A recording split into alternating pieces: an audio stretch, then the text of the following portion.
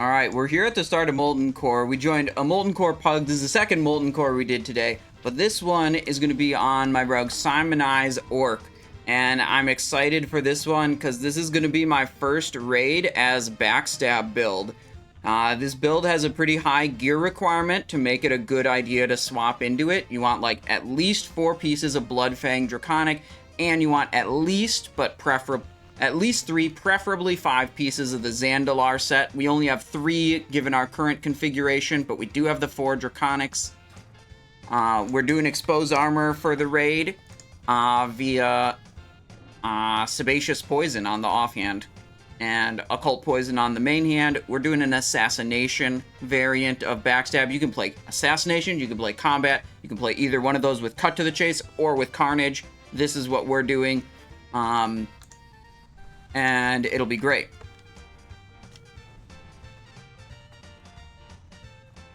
Yeah, and just so like I'm excited because it's just like my first raid where we're trying to we're like being Backstab, which is great. And it's a soft reserve raid, and we triple soft reserved Core Hound Tooth because I don't have that yet. And I think it works out to be better for the Assassination Backstab builds, whereas the weapons I have right now are best for the combat Backstab builds, but I need to look into that a little bit more. Mostly, I'm just here to pump and do some damage. We did join it a little bit last minute, so we weren't fully prepared. We only have 3 world buffs, but, you know, some people in the raid don't have any world buffs, so it's okay.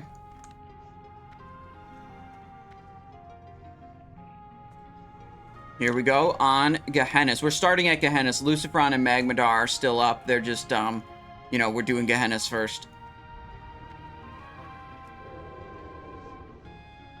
Oh, never mind. They canceled this pull timer. 5, 4, 3, 2. The other rogues are... I don't know what they're doing. But... I mean, some of it, what's going to be a bigger difference is like who actually has some world buffs. Like more, if someone has more world buffs than me, they're going to do a lot more damage regardless of their build, you know. All right, this is the for real pull timer here.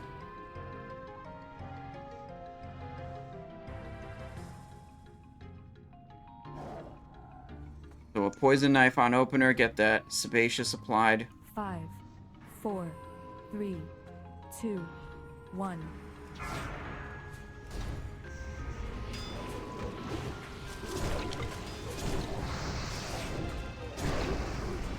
Vanishing. Throttling a little bit here. Looking at the threat meter.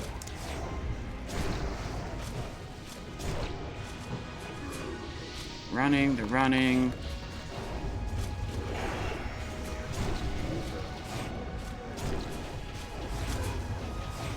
Now I think we're okay to crank. There's a good threat lead.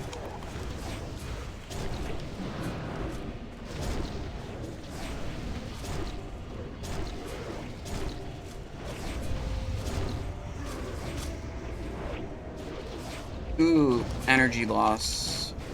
No!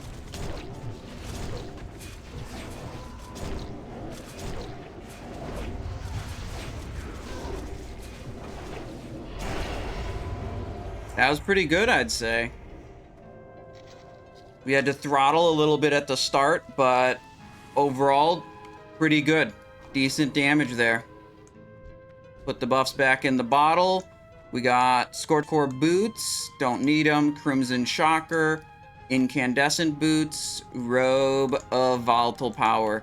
The main thing we're looking for is Core Hound Tooth, which comes from Majordomo a little bit later in the instance. This character already has a Curia, already has Striker's Mark.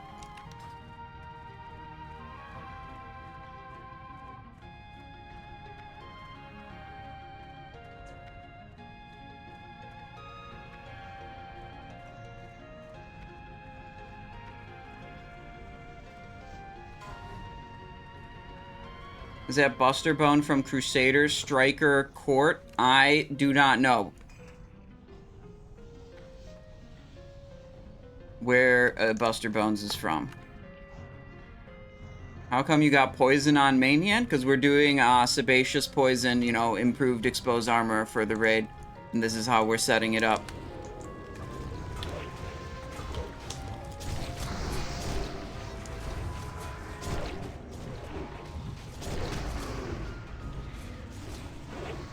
A lot of dodges on these.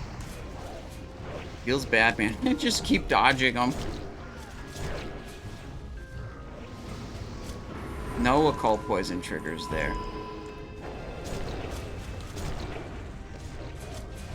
Still no occults. There's one occult.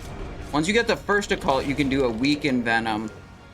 And then the envenom buff should increase your application rate, and then you should get the remaining ones.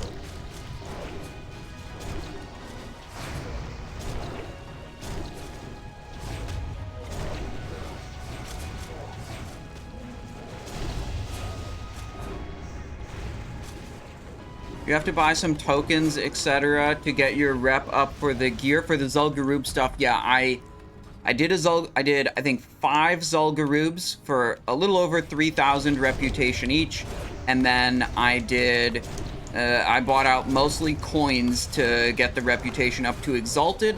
That would unlock the Shadow Mastery Talisman and the 30 attack power shoulder enchant.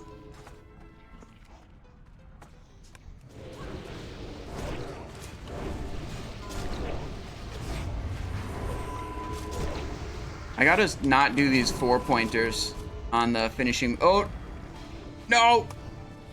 2 people. Wait, where are we going? Oh my god, that's embarrassing.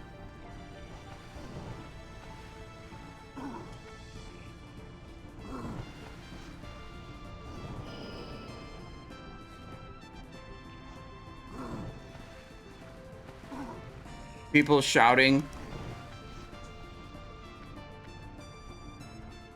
I think we can go up this side.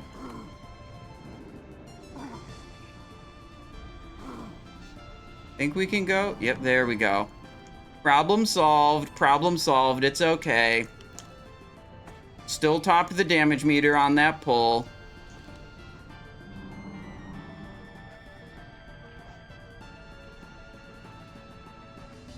The enchant is not account-wide. No, you have to... It's per character. The 2 things that unlock at Exalted that are important are the necklace and the 30 attack power enchant on the shoulder. I didn't quite keep track of the cost total. I believe it was in the range of 1,500 to 2,000 gold to buy what I needed.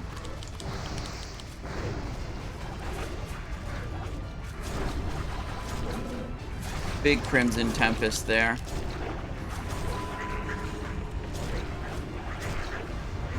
How Backstab's feeling? Pretty good. We did Gehennas first, and it was kind of cranker. I mean, we had to throttle a little bit due to threat.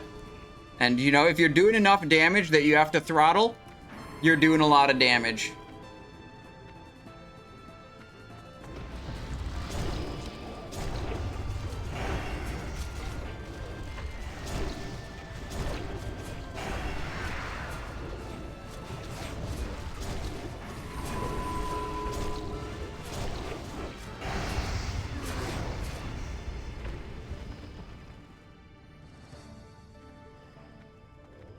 Saber Slash for Phase 5, but I might have to get in ZG and grind. This looks nutty. Yeah, I mean, the thing about this is, like, for this to be good, you have to have that 4-piece Draconic, and you, like, really strongly want the necklace and the trinket here. These both have special effects. Ideally, you just have the full 5-piece of this set. How many T2 you got for swap? 4. I didn't make the swap until I had 4 pieces.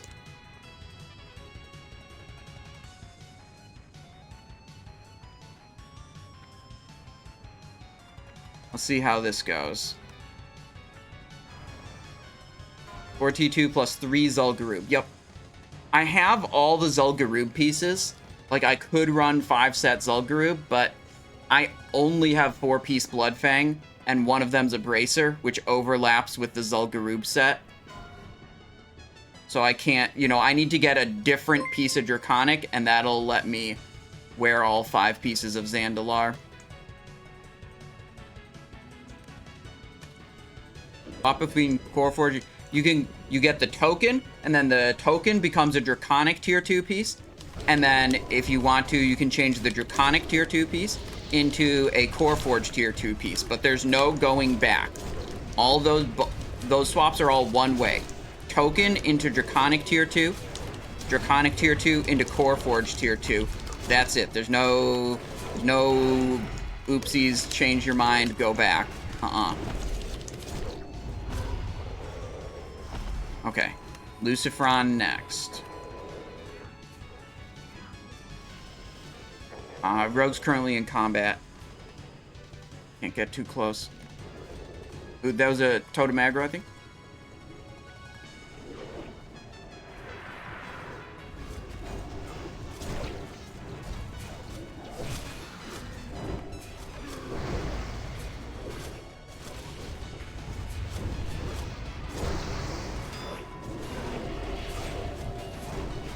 Slightly scuffed here.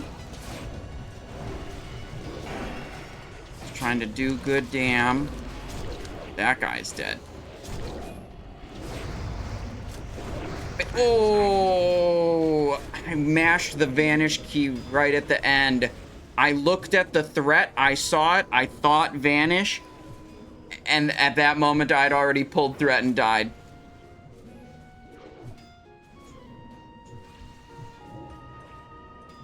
Oh, my reaction was just a little bit too slow.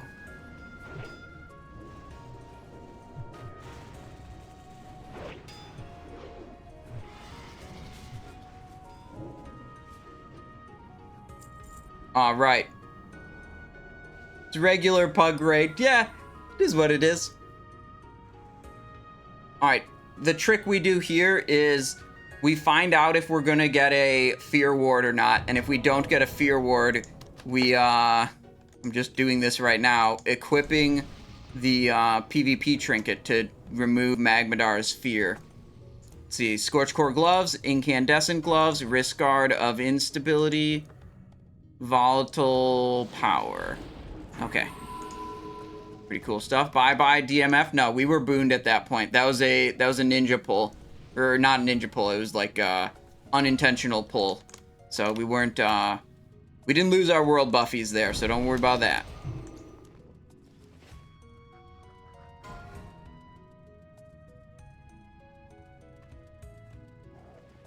Do I have any food to eat to heal myself? Looks like I have bandages.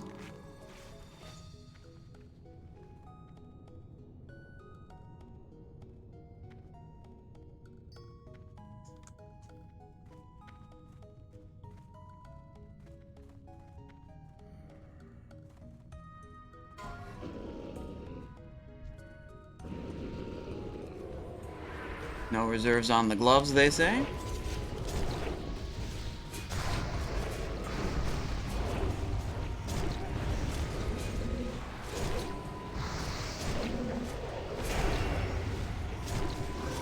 Hounds. Okay. Alright, what else do we need to do here? A couple different consumes here.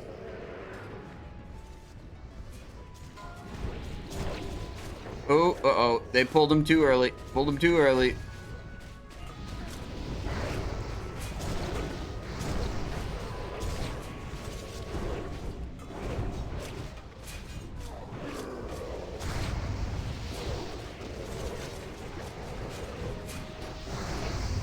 So we cleared out one pack of them, but the dog's corpses didn't despawn yet. And the whole thing with these is the corpses hang around for a little while, and if they hang around for too long and there's another one that is alive near them, they reignite and revive themselves.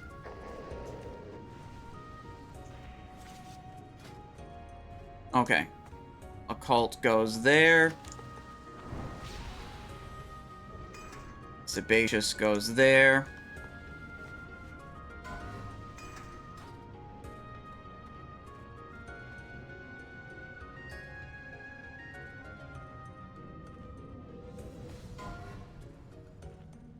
Raid leader just realized that they don't have any hunters, attempting to roll out that,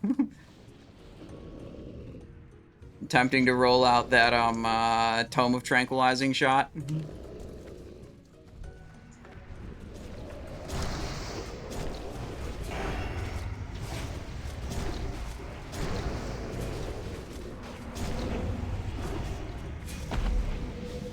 Alright.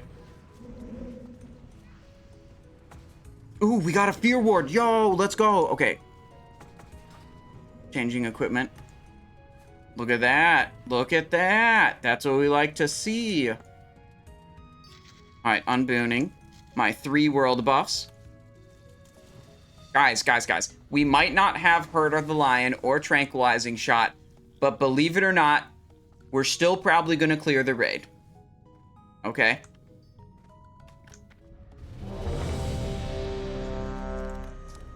It is actually okay.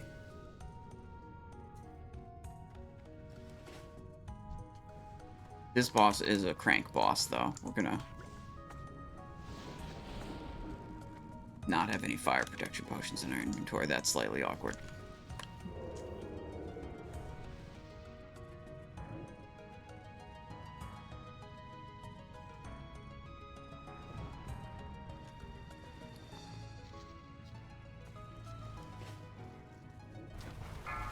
Okay, here we go. 5, 4, 3.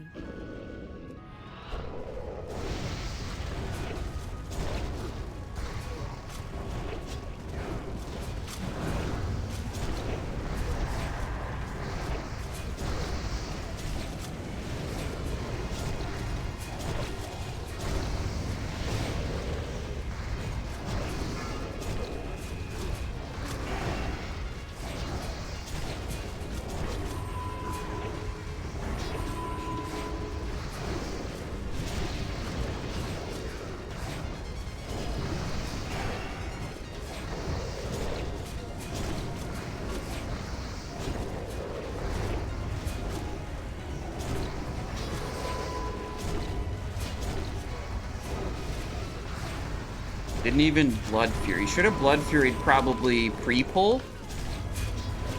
You have basically 0 free globals as this build. There we go. Alright. Earthshaker, Deep Earth. This is the same loot we got earlier, I think. Almost all of it. Yeah, this should absolutely should have done the Blood Fury pre-pull, like during the run-in. Oh yeah, don't run out. We're gonna teleport, right?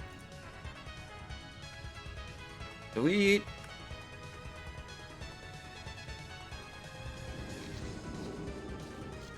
Yeah, like, all your globals are used in this build. Like, you don't have spare globals. Could have done a vanish. Didn't poison knife or expose it, but it went up. It went up pretty quickly. I do remember, like, looking at my, like, icon and being like, alright, the thing went up nice and early like it was supposed to. Even though I didn't deliberately apply it with the poison knife, we just got lucky, you know.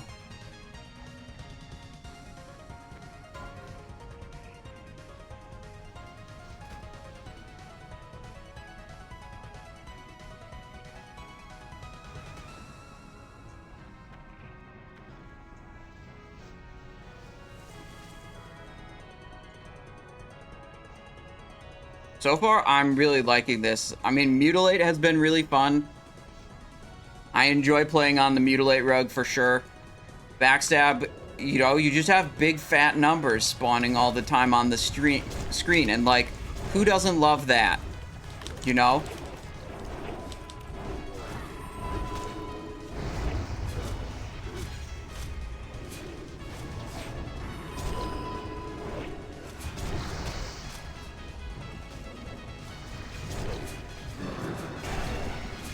There's a little Renataki activation there.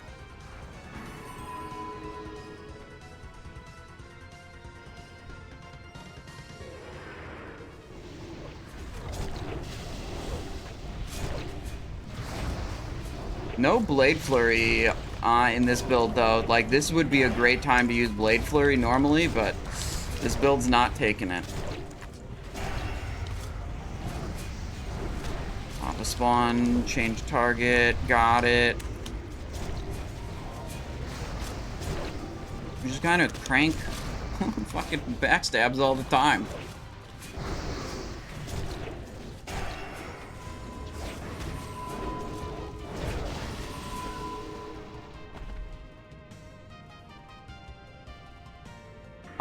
This is the assassination backstab build that you can use, that you can see on the Discord with the improved exposed armor.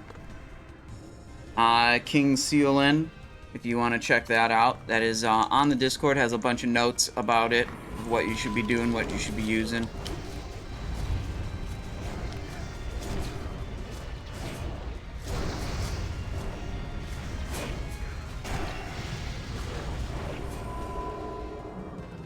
Yeah, all good, King Sealin. No problem.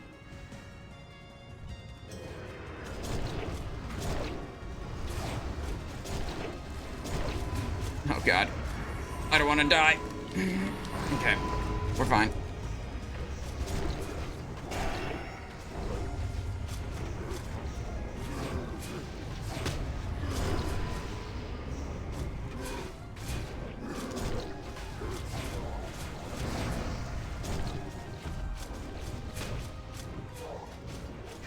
So you can play this also with Carnage, but it creates a significantly more complicated rotation. When you play it with Carnage, you need to manually refresh your Slice and Dice, you need to cast Rupture and maintain and refresh that, and then you need to put, you know, summon Venoms in between your Slice and Dices and Ruptures. So you effectively are juggling 3 finishing moves instead of 1. The simulators usually put that as like about 100 DPS gain compared to the cut to the chase that I'm using right now. But that's if you can play it to simulator level of perfection. And it's like, I think for a lot of people, even myself, I think it's just unrealistic to assume that you are going to execute that rotation properly. And the Carnage build also suffers significantly more from changing targets.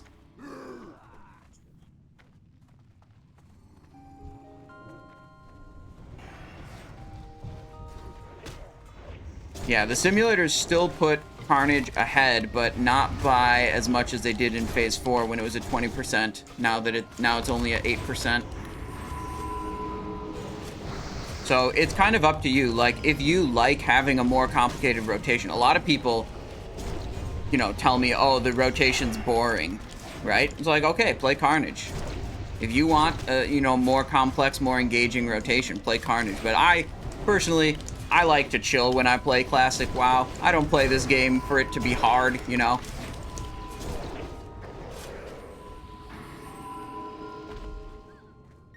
I like the chill rotations.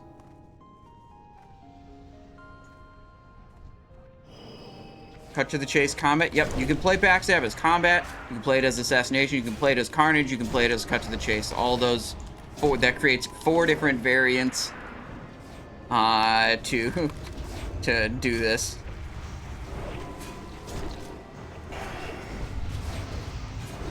Okay. Garr time. I think for Garr, we want our fire resistance version of the shoulder. If this gets removed, our resistance value will dip down too low.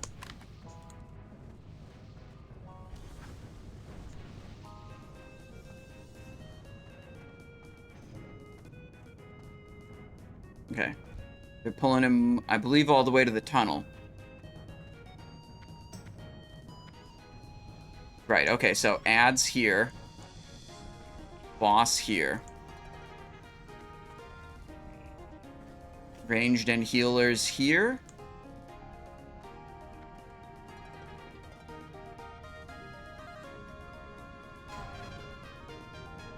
And I guess melee We gotta see if they want us to kill the ads first or kill Garr first. That's like the main thing that we're concerned about with how their strategy is working.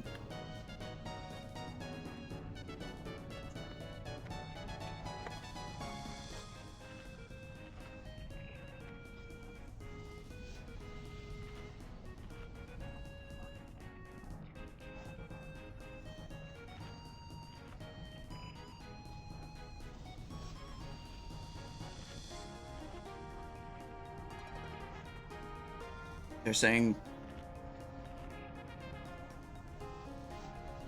Okay. They're saying melee DPS focus Garr the entire time, range DPS focus ads. We get to tunnel vision the boss and kill it. That's what I like to hear.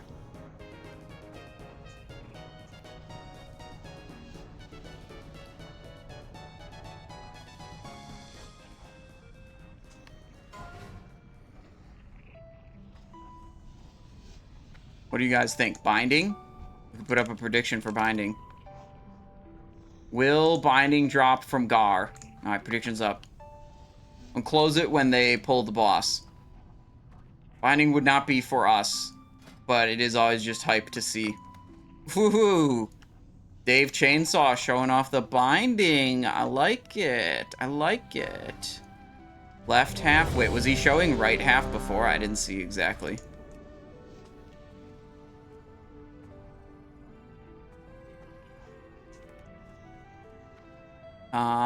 Okay, I think they're pulling the boss, so I'm gonna close this prediction really soon here. We're gonna enrage everything and die? Maybe.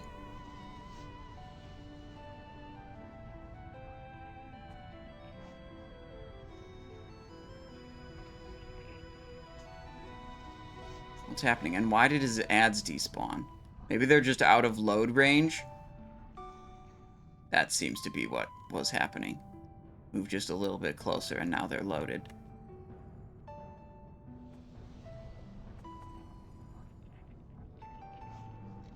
It's gonna dispel my fucking magic buffs.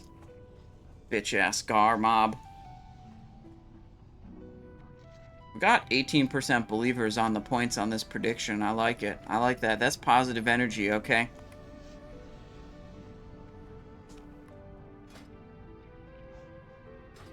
Uh-oh, we had a BRB 1 second in raid chat. Unknown delay.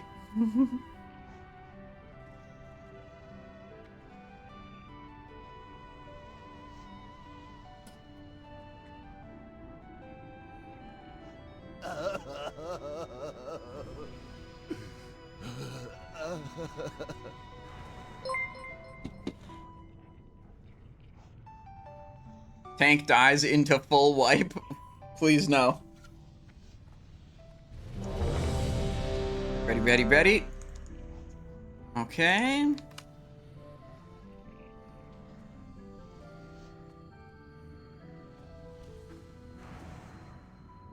Right. Ooh, 5-minute battle shot. Love it. Love it. I like that. One person left on the ready. Check. Vultra Shaman. Buff Int. Imagine being a class that needs Int.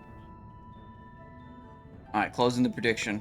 Got 25% believers. That's way more percentage believers than the drop rate of this item.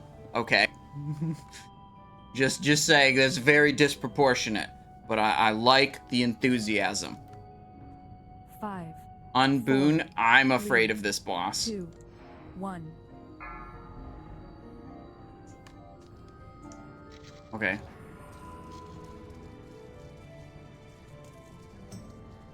I may be afraid of this boss, but I ain't a bitch.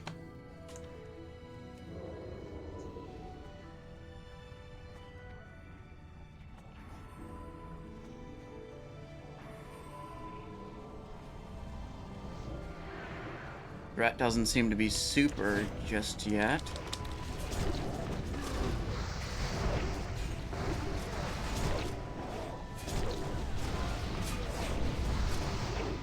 Ooh, a little bit of knockback there. No!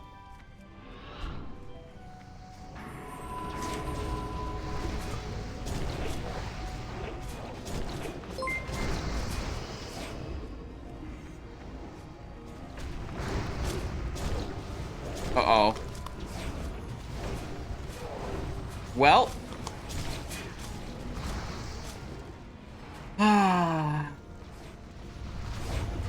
That will happen sometimes.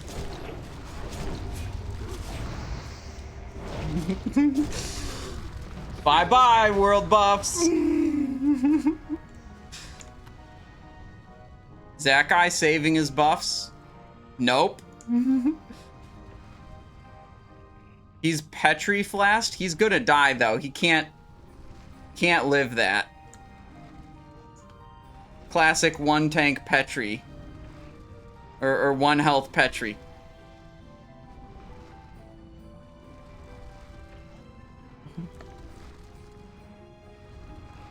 He says he thought it was a lip. Alright, alright, alright.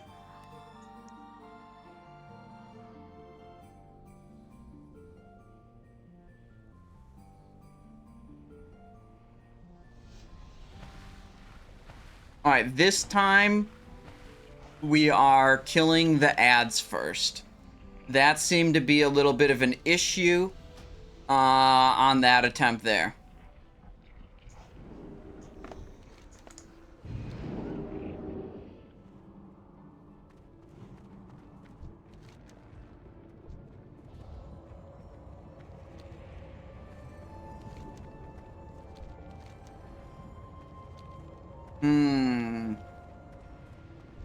I don't know what the deal is with this, but it seems like delayed that it doesn't like let you teleport or something.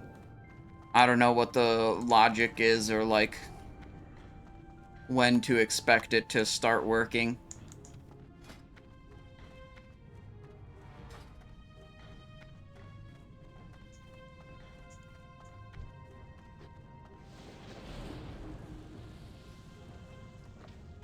Alright, this one, a little bit of that. Poison duration should be good. We could go Elixir of Fortitude too, why not? Do we have any Roids or Ground Scorpiock assay? I don't think so. I think we used both of them in Blackwing Lair.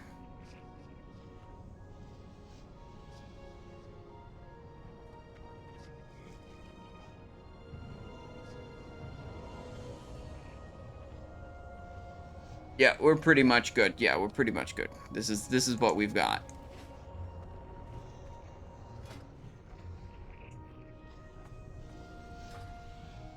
Other raid didn't need to kill ads. That's true. That's true. We're not telling you what to do. Roll equal to your parse. Do whatever you think makes your parse the best. That's true. They did not kill the ads on Garr.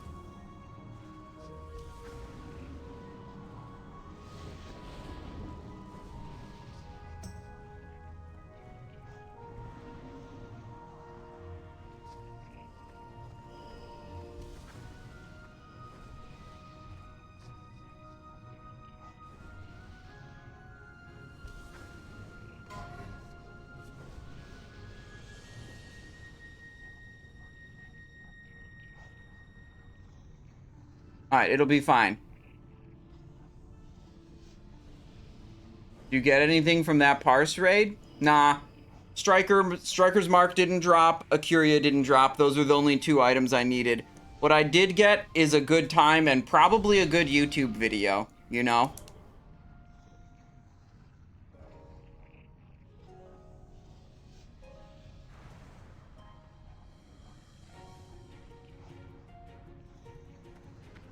What we gotta do is we gotta start brainstorming other ridiculous ways to organize a raid and see if anything will work.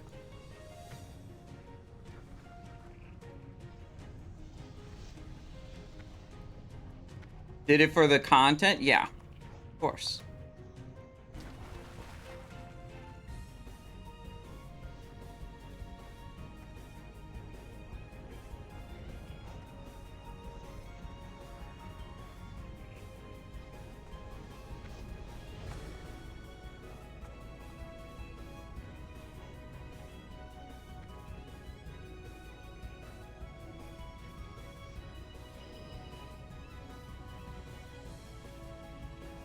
They're talking about Baron Geddon strategy at this point.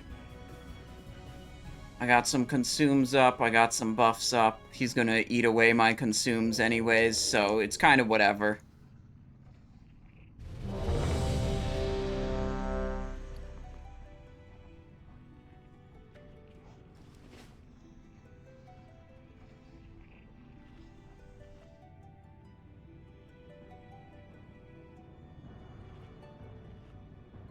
What do you guys think of other ridiculous ways we could organize a raid that people might still actually attend? Like, because there's a lot of ridiculous ways you can organize a raid and just no one will attend because it's stupid, right? What we did earlier, for those that missed it or maybe are watching this YouTube video instead of that, earlier we did a Molten Core raid where the loot system was kind of hilarious. You know, is someone, hang on, hot micing my stream in the background? I'm it's okay. I was just making sure it wasn't me. Okay, someone else was listening to my stream and then they were hot micing and it was coming back through the voice chat, so I was getting distracted. Anyways, we did a Molten Core where the loot system was, if an item drops from a boss that you want, you check your parse on the boss and you roll from 1 to whatever your parse number was. So you parse a 75, you roll 1 to 75. You parse a 20, you roll 1 to 20.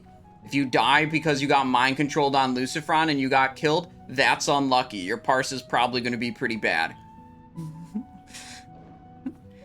And no one was told to do anything like Sunder Armor or Curse of Recklessness or Dispel Magic or Decurse.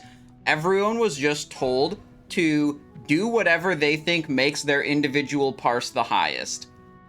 And honestly, it went a lot better than I thought. There were a couple of wipes, but we kind of just plowed through the instance without worrying about much.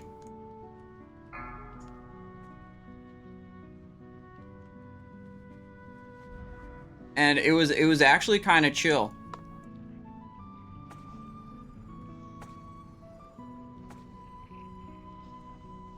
Five, 4, 3. All right, here we go. Here's the skull target.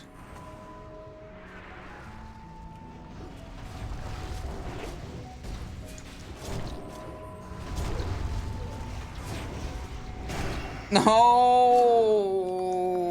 No! Woohoo. Alright, well, it is what it is.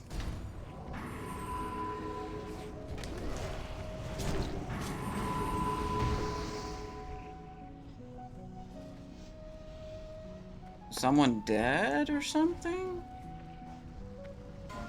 Okay. Okay.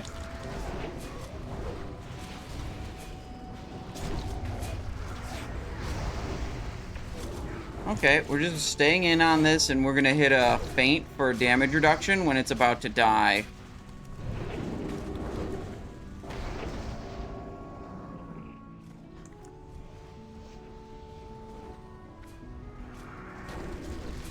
Alright, they said melee on boss. I will, I'll do that.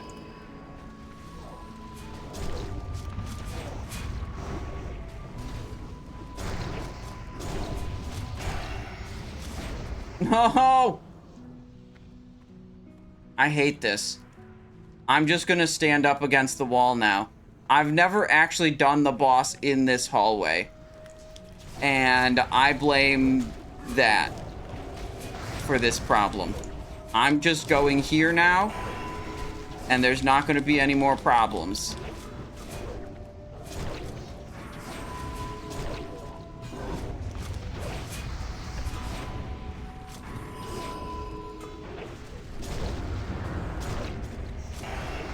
That was actually really bad sequencing. I already had the ambush buff when I pressed the Renataki, so that was a mistake on my part.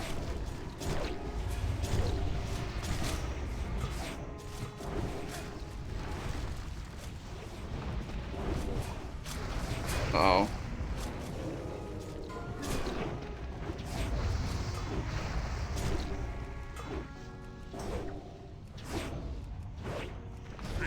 We're dead. Simon, I'm here. I can tank. And that's for this, it's Garr.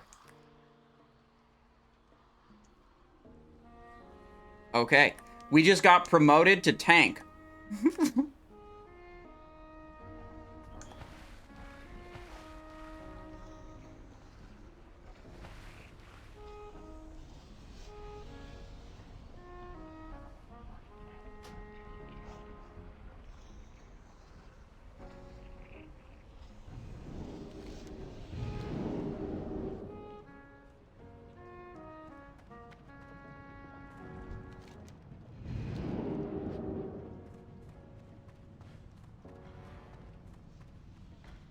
Right. If you want me to tank, I will do that. This is Simon. I would rather just be backstabbing, but I will do what the raid needs. Sure thing. Okay, never mind. We got demoted back to damage dealer. The way it should be. That was a close one.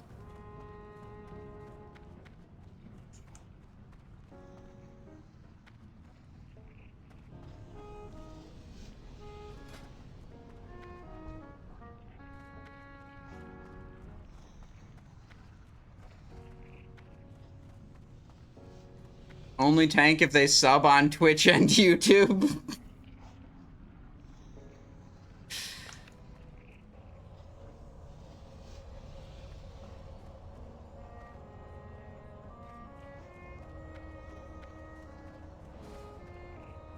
Alright, we're gonna need to re-up the poisons. Occult. Sebaceous. We have enough sebaceous poison for 5 more hours of molten core. If we're still in this molten core by the time we run out of poisons, something will have gone extremely wrong. Let me just say categorically, I will have left the raid before we run out of poisons. Okay. I will not do that for that long.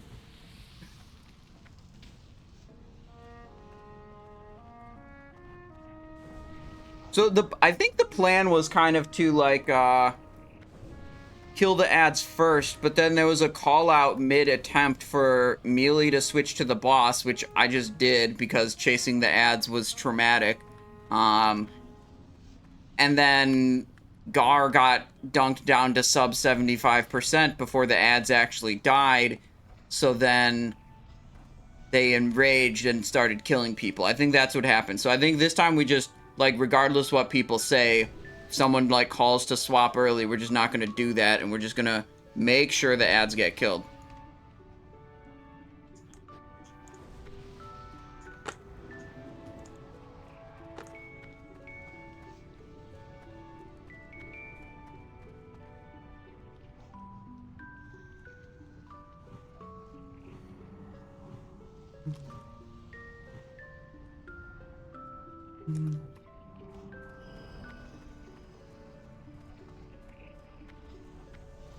Yeah, well,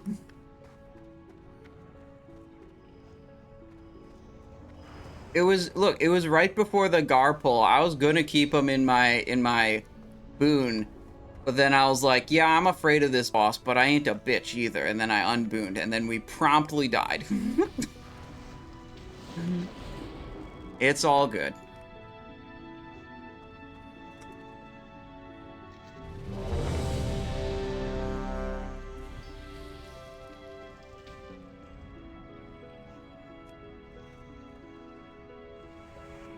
Alright, here, here, here.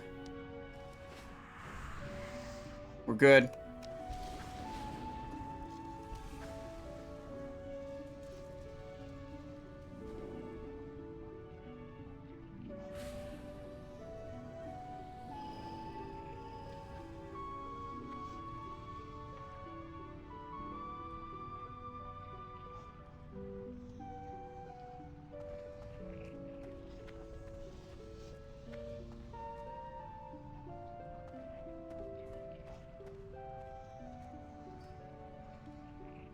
Yeah, Simonized Orc also has extra boons if anyone needs them.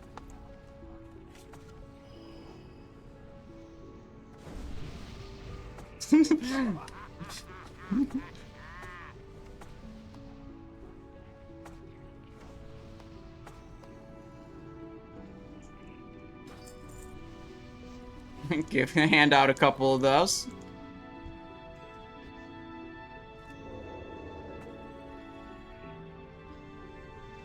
We no longer have need of our Chrono Boon displacers, okay? No longer an issue. The raid leader did call for everyone to unboon here. So this is really the attempt, okay?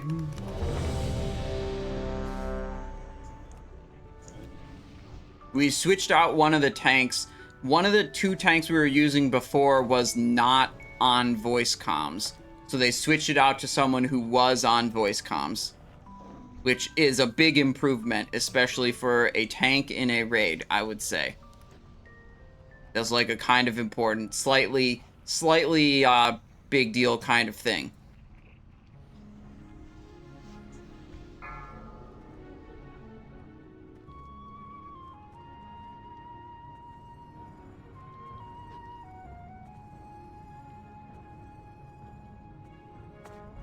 I like this totem pole.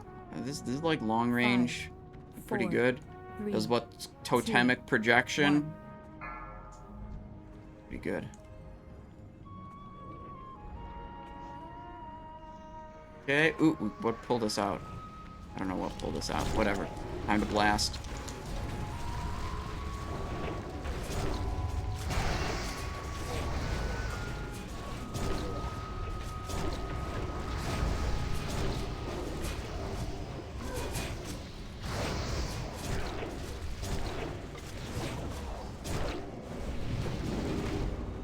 Little feint to reduce the damage. Ooh, tank's very far away. Very far away. Probably not in healing range. Ooh, that's another big explosion. That's from one of the Magmakins, I believe.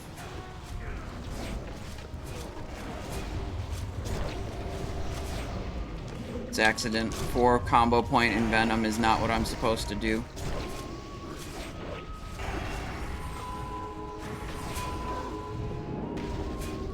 Okay, next.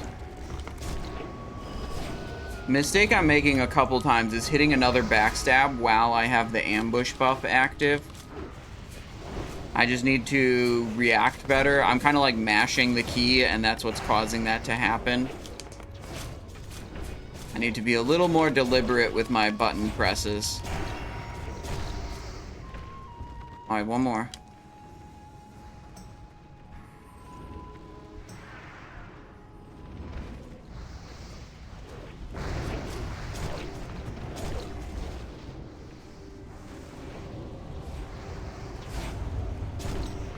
Alright, raid leader said pump Garr.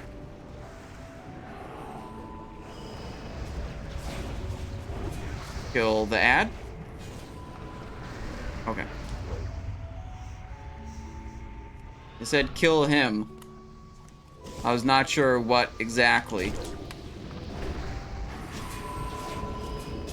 No, the occult poison's dropped.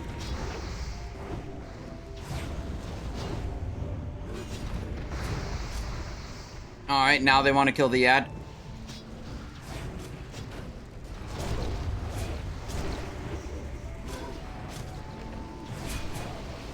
Why did my poison knife not apply the thing?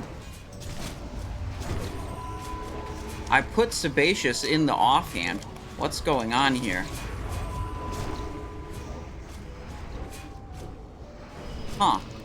Why did he not get... Oh, is he immune to poison? Maybe he's immune to poison. No, I think I was doing it on the other ones. Okay. I might need a little bit more healing.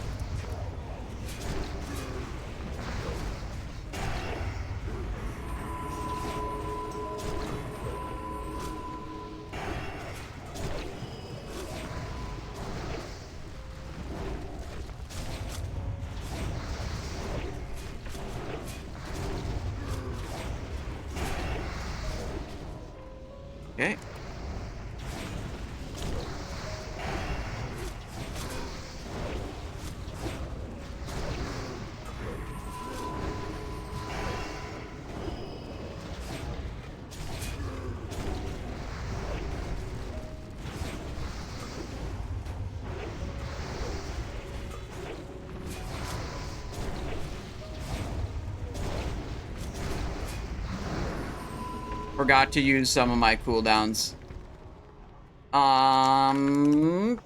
Choose outcome on this prediction. No binding.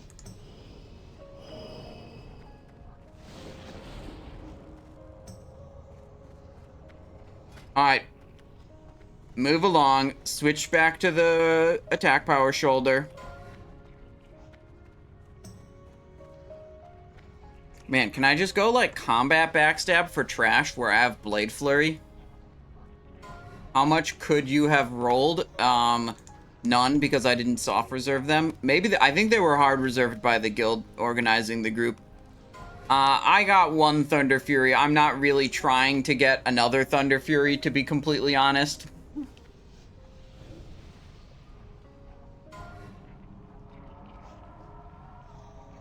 What's the name of the glow you have around the Cutthroat proc? I have no idea.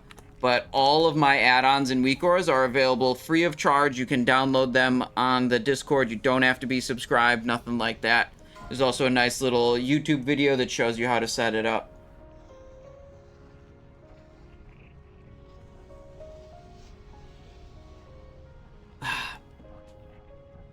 Okay, so that was, honestly, it was bad play by me, because I just had cooldowns that I just didn't use, and definitely could have. I was a little stressed out seeing, like, half the raid dead, and then I was just like, alright, we gotta, I don't know, it just kind of threw me off.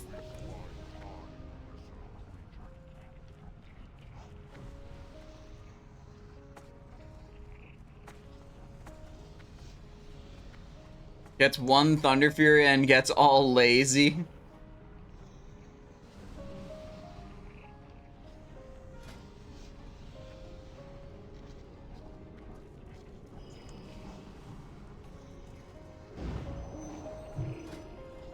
A lot of fire damage here. Can we, like, chonk up with a little more fire resist for this? I don't know.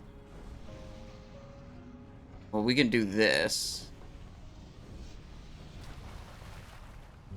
Can't remove any of those reasonably.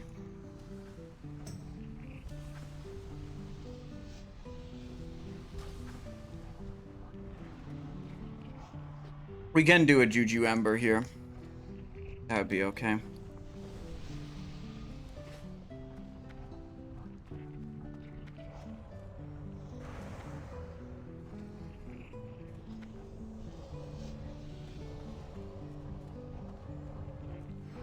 I'm running low on stuff.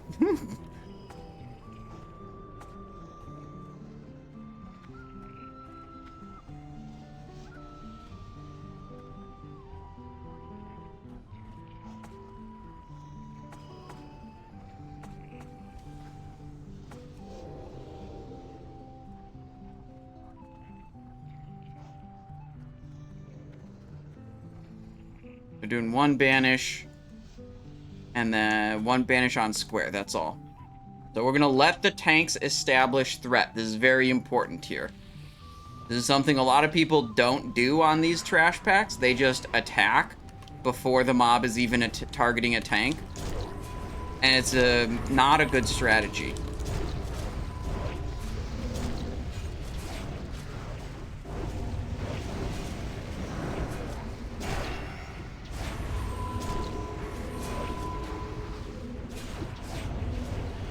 Turned them to face two different directions on that one. Okay, pretty good. Ooh, we're stunned. Oops.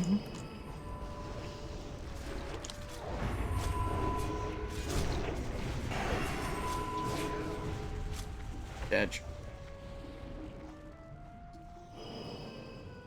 Alright, another lava pack here. Go on that one first this time. They mark Skull, I kill Skull. Very simple. Not hard to understand.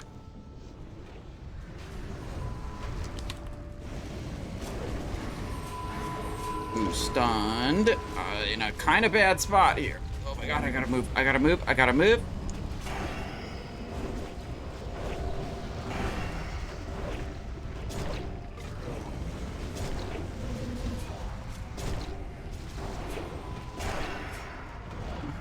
We just never run out of energy, man. Oh, we're stunned again.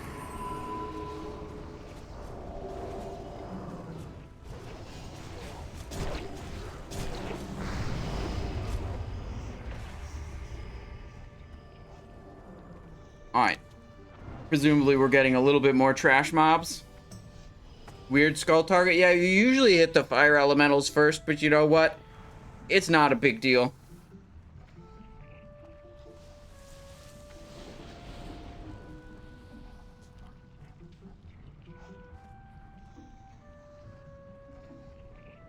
Will binding drop from Geddon? Okay. New predictions up. Fighting him in Garr's room. I like it.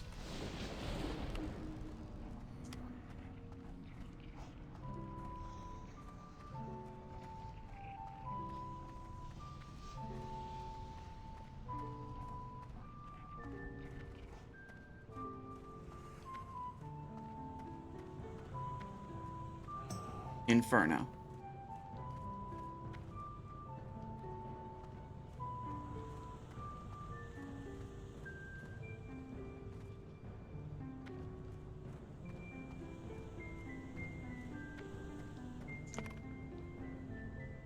Alright. Rogue weapon quest off Domo this run. Ooh, yeah. I already got Shadow Flame on this guy. You could go like... You could go Perdition main hand, Shadow Flame offhand. It's not bad.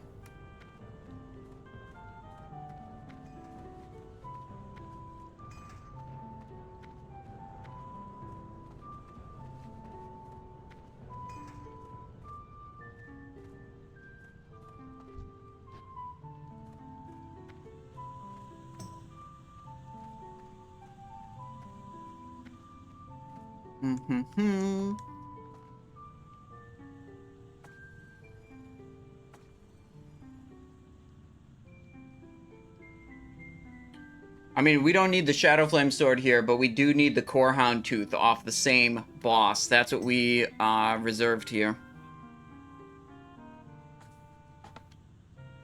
Let's review.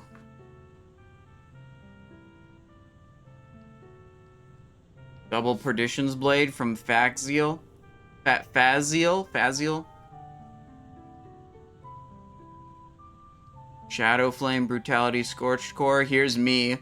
Triple Core Hound. We're the only one on Core Hound. It's like literally the only thing we need out of here.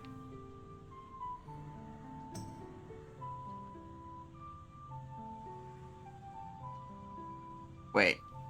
This thing doesn't need to be reserved. It's just a quest item that drops every time if you're on the binding quest already.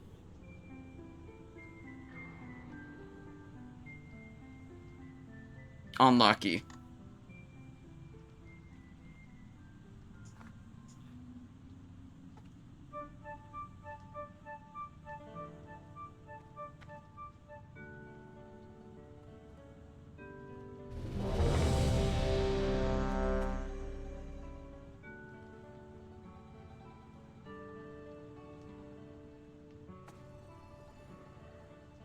Enter Stealth. We can have Master Subtlety. We can have maybe Open with an Ambush.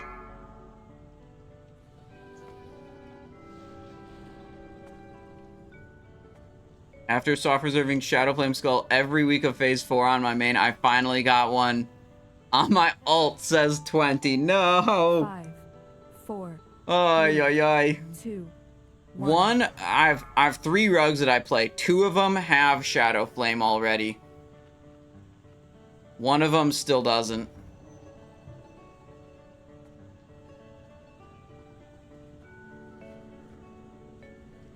Oh yeah, I think that's right. There is only one essence of the Fire Lord on the boss, so like if you do have 2 people, that's true. If you have 2 people on the quest, only one gets it.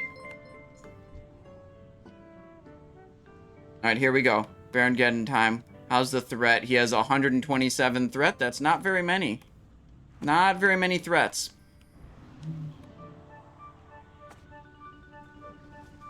That's some threat.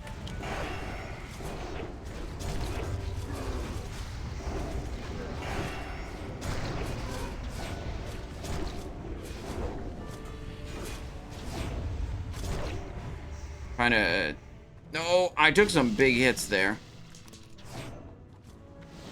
It's a little bit not good.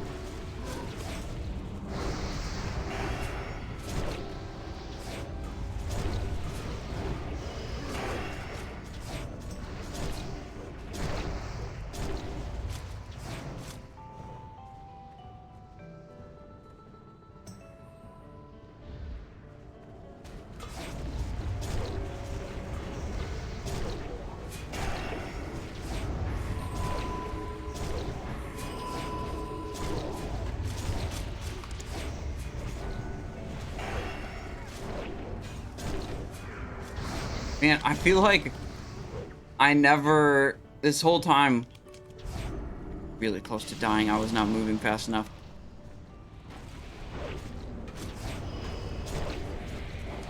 Like, I'm looking for a window to use Renataki's Charm of Trickery, but I just, my energy hasn't really been low. And I just keep running out. And then it's like, okay, well, now my energy's full again.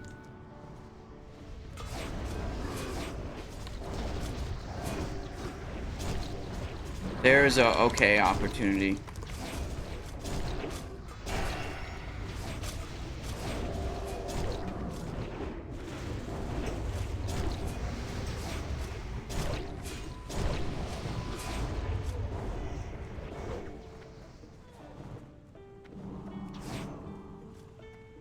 Okay.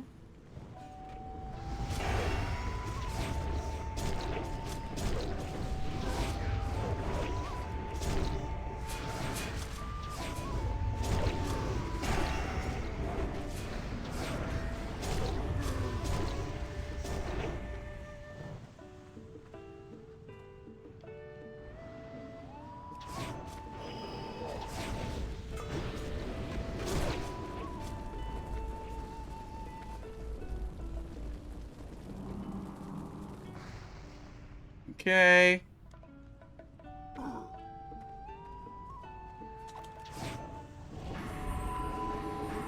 Alright, they're waiting for next Inferno before they send it again.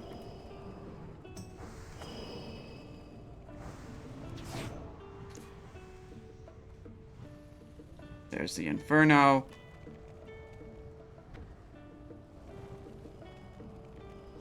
They freeze him on the...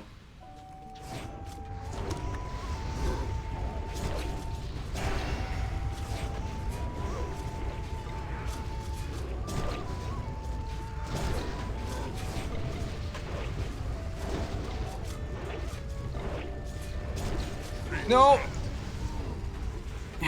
I got a lot of parries there. Yo, wait, whoa. They said... Yo! It dropped! Binding from Geddon. Yep. What do they got? Deep Earth Spalders, Obsidian Edge Blade, Scorch Core Belt. Binding. Yeah, he was spinning around and basically he got frozen starting casting that Armageddon, right? Like he was halfway like in the magma on the ground, so there was a limited arc that I could go around him to DPS him. I definitely could have played it better, I think, but it was whatever.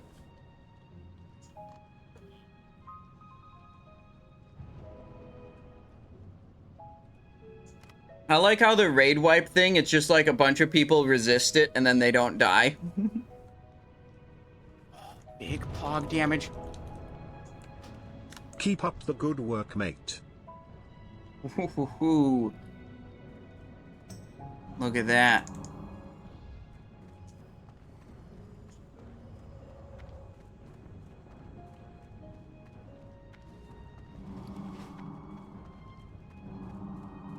Tokyo Bone Man, thank you so much for the Prime. I appreciate your support. I hope you're having a great day. Thank you for 22 months. Says, keep up the good work.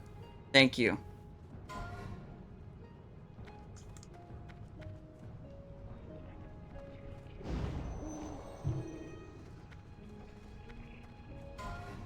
We're now out of Winterfall Fire Waters.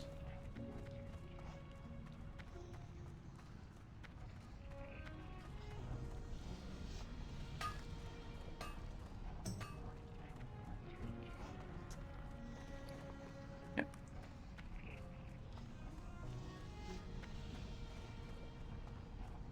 Simon's got a douse as well.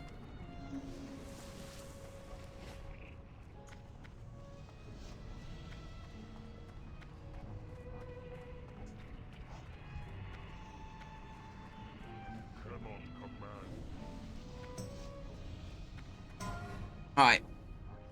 The binding free roll, I'm pretty sure it was hard reserved by the guild that was hosting.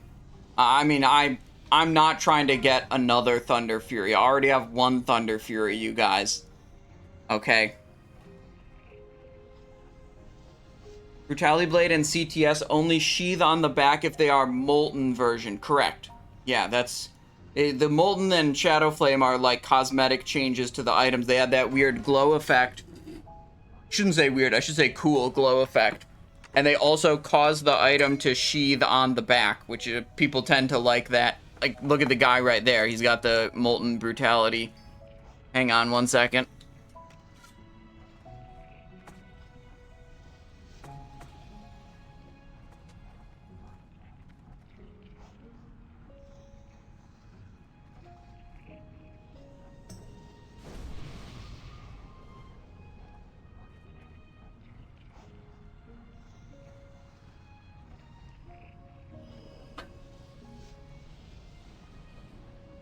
It was getting dark, had to close the window blinds there. Okay, locking in for the second half of this Molten Core. We gotta do some good work, get these mobs dead, clear this place out, get our Core Hound Tooth, and then we can go home.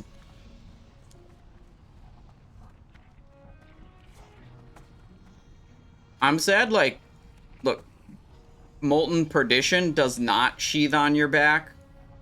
I guess it'd be kind of weird if a dagger sheathed on your back. Jamison coming in with a Prime Gaming. Thank you very much. I appreciate your support. Welcome to the stream. Hope you're having a great day.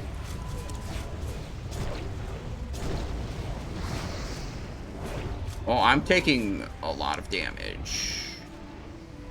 Really not thinking too much about my positioning there.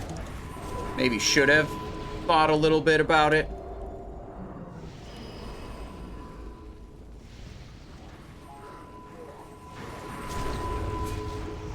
Looking where the tank is and trying to be on the opposite side as the tank.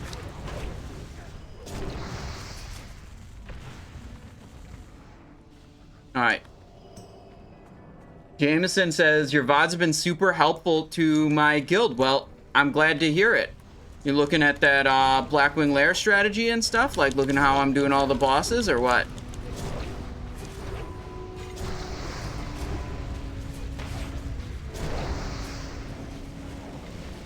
Hey. Okay. Oh my god, they moving? I'm trying to be behind them. Okay, now they're facing that way. Okay. How many pieces of Bloodfang? 4 Bloodfang right now. 4 Bloodfang.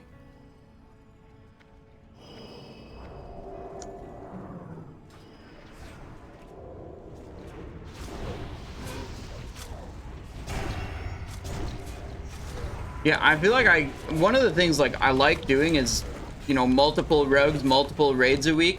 I can accumulate experience on the bosses way faster than if I was just playing one character. And because I'm playing in different guilds, you know, my different guilds are doing different strategies on them. So I see different things and like I can pick, you know, the best of the various strategies I've seen. Like one thing that one of my guilds does that none of my other guilds do that I really like is like on Chromagus. The way the tanks are positioned, like, gosh, it's gonna be hard to explain.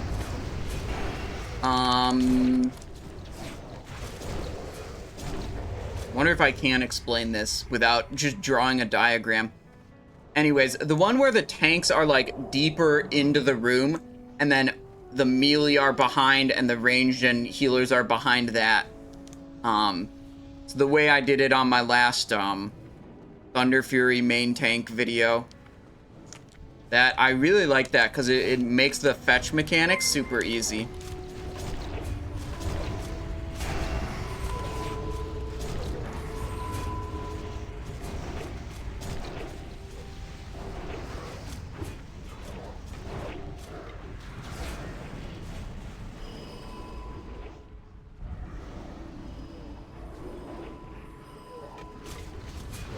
Yeah, everyone's able to LOS breaths. Basically, the way I see most guilds do that boss is they basically have tanks in the middle, and then they have melee on one side of the boss and ranged and healers on the opposite side of the boss. That's like the standard way, the way I see it done in like Classic Era all the time. But in Season of Discovery, he has a mechanic called Fetch, where he just runs towards a random person in the raid and holds onto them for a few seconds. And that can really screw up the positioning of Chromagus, since it's such a tight positioning fight. That's what the whole fight is about. And if he runs like in, you know, one direction or another, and you have the tanks in the middle, then he gets out of position. But if you have the tanks on just like strictly one side of the raid, he'll run to a random person and then he'll just go right back to the tanks. Immediately after, he'll like fall back into the position he's supposed to be. So it like, that positioning just like solves the fetch mechanic for you. And you don't have to worry about repositioning after he casts fetch or something.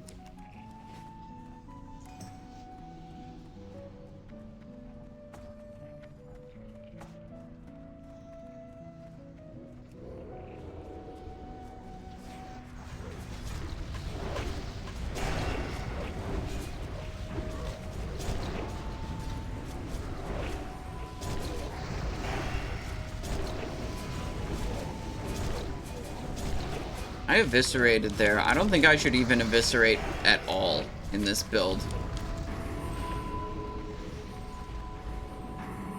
Alright, this thing is banished.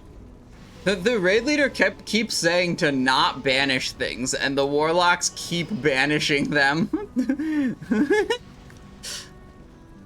It kind of just slows us down. Admittedly, we did eat a couple deaths on one of the lava packs, but we're handling them much better now.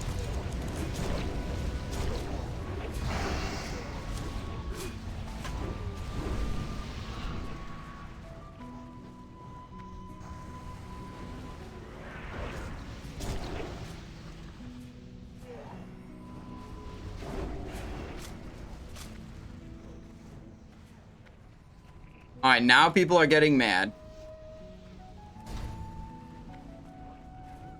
Raid leader is being good, though.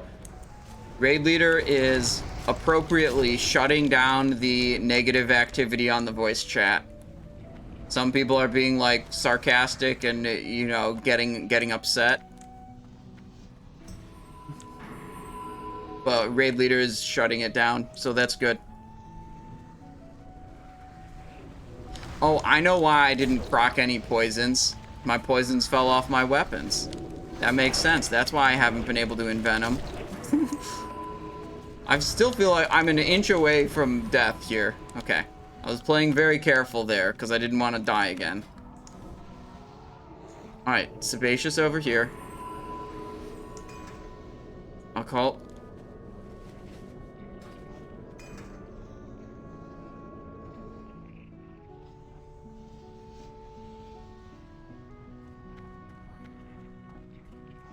Alright, now I believe it's Shazzrah time.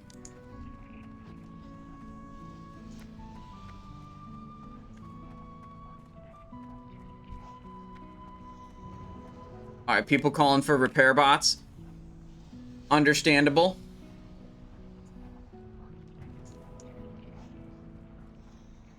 I want to play a DPS class. I've always played Priest in Classic. Which would you recommend? Bias welcome. Rogue. I would recommend Rogue. It's my favorite. You're not going to get any other answer from me. I like playing Rogue. This phase, you have 3 viable builds.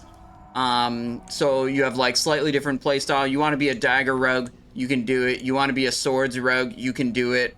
You want to do mutilate poisons, you can do it. I'd say Blizzard has generally been doing a good job. Generally doing a pretty good job balancing the rogue builds. Phase 4, it was kind of like just Saber Slash, admittedly, with the other builds being like... whatever. I'm happy with this phase. That's what's important.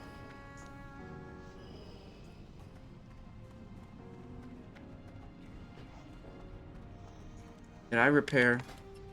Yes.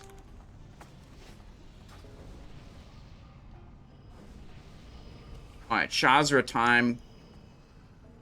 We already have an Arcane Protection Potion active.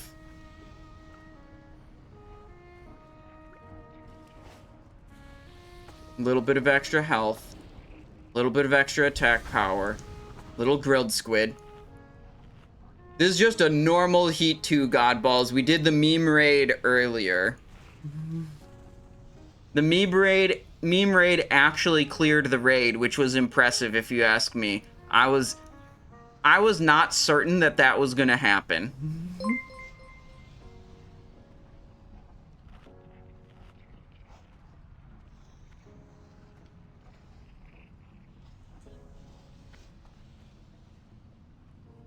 Rumsey Rum Black Label for 15 stamina. Let's go. Mutilate versus Backstab with early Molten Core gear. Mutilate.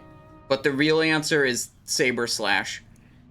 If you're like pre-raid gear or Molten Core gear level, Saber Slash is like definitely the build you want to be. Once you get 6-piece Core Forged, or 6-piece Tier 1, same thing. The 6-piece set from Molten Core, and you get Dream Eater, then it's like Mutilate time. Okay, you can Mutilate has enough buffs to be competitive now with Saber Slash. So you get that, and if you want to go Backstab, the time at which you switch to Backstab is when you have 4 pieces Draconic and at least 3 pieces Zul'Gurub set. In particular, the necklace and the trinket are extremely good. So Backstab is by far the highest gear requirement to make it be competitive. And Saber Slash is the lowest gear requirement. But once you like have access to all the gear in phase 5 in Blackwing Lair, then the builds are like remarkably close to each other.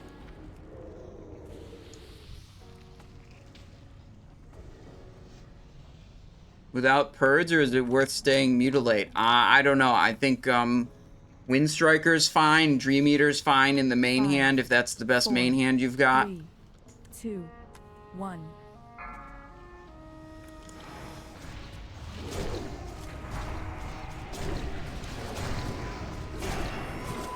Banished.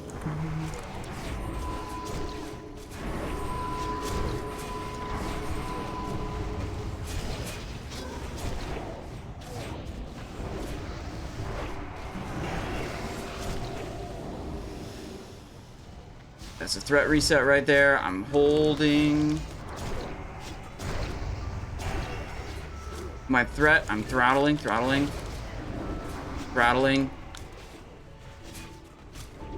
Extra potion. Throttling.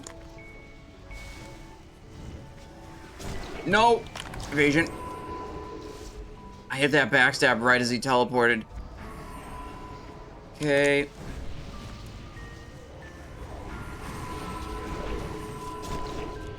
That's good again. Got the curse, okay. Don't have the curse anymore. Poison knife, keep that sebaceous poison up. I feel like getting damaged quite a bit. I'm just gonna focus on waiting back here and making sure I maintain Sebaceous. Now I've been healed a little bit. I'll go back in, do a little bit more damage.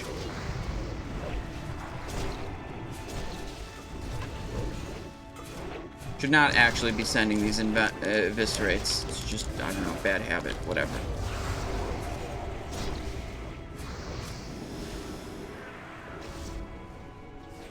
I'm gonna wait, let myself get healed a little bit before I get killed. Giving my healers time to heal me. Maintaining the Sebaceous via poison knife. Oof. Okay, there's a heal.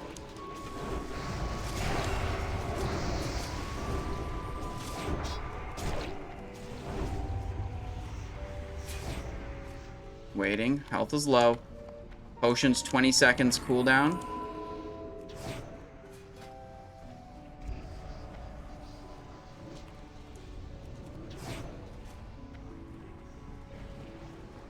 Oh, I need to hit a poison knife and then bandage myself. I think this is the first time in all of Season of Discovery that I've bandaged myself mid-boss fight. Oh, that's a threat reset. I'm backing out. Backing out. Oof. Oof, oof, oof. Maintain that debuff. Do a little bit more damage here. Oh gosh, I'm gonna die. I'm low health and I'm cursed. Okay. Okay, I have potion now. If I get one more heal, I'm potioning and we're just going in. It is what it is. If we die, we die at this point. We gotta finish it off. We're dead. No! I tried to play conservatively as long as I could to crank it out. Oh my god, is this a kill or not? There's 4 people alive. Oh my god, there's 3 people alive. Can they do it? Can they do it? He's like no health left. Come on, come on. What's going on? What is this guy? He's jumping. I don't think he's doing any damage. He's just jumping. Oh, he put a curse on. Oh my god. We didn't get it. No!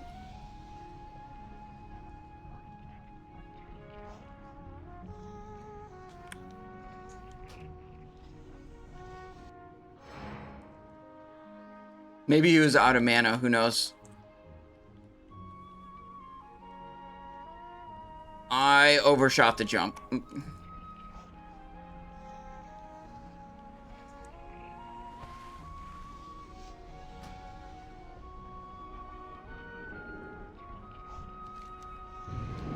Alright.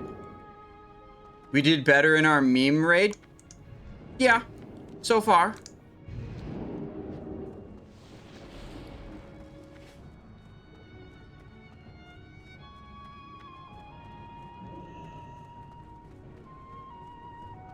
How did the meme raid go? Reasonably well. It was a extreme challenge on the bosses that like required decursing and dispelling. That was like an actual problem.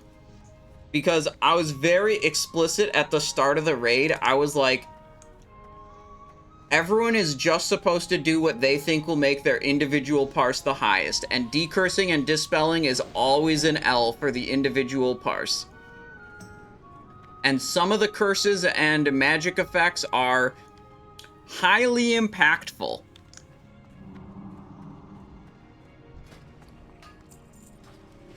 And like, very much need to be dispelled.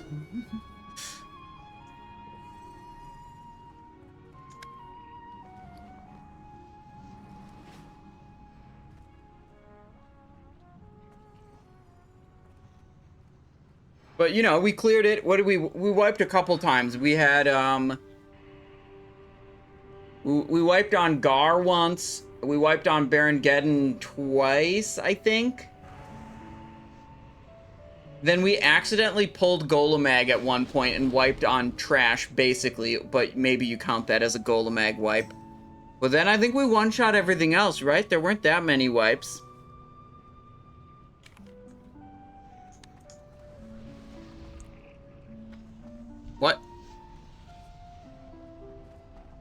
Yo, what? I just watched Think Mage die.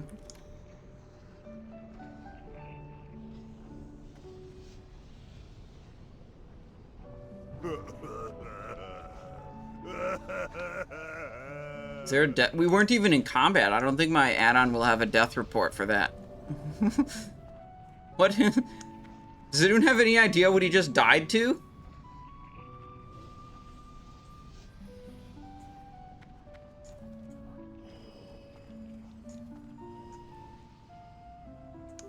Alright, we clearly need the extra help here. We're a little limited on our consumable supplies, so we have to be kind of intentional about which ones we're using, or when we're using them.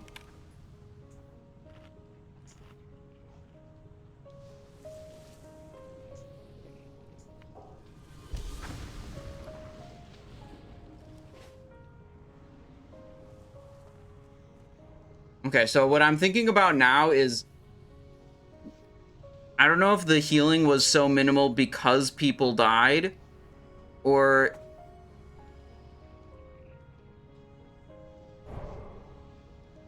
Wait.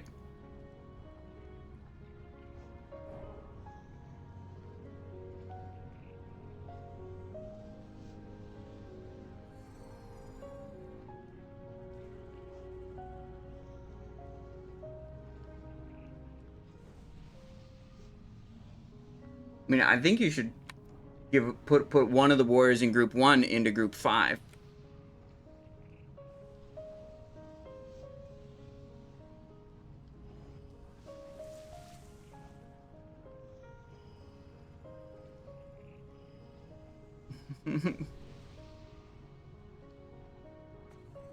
Yeah, now all the melees have battle shouts.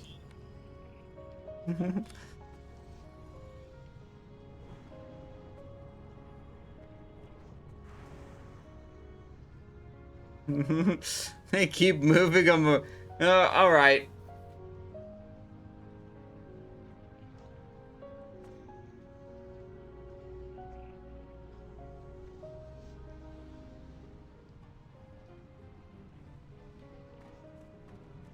All right, we made a couple changes to the group composition. The Feral is now only in a group with a Boomkin, but we kind of...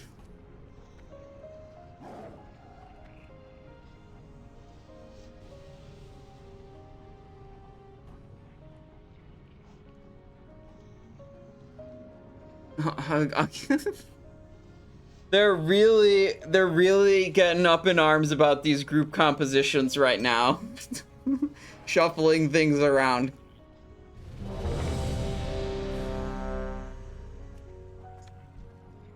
Okay.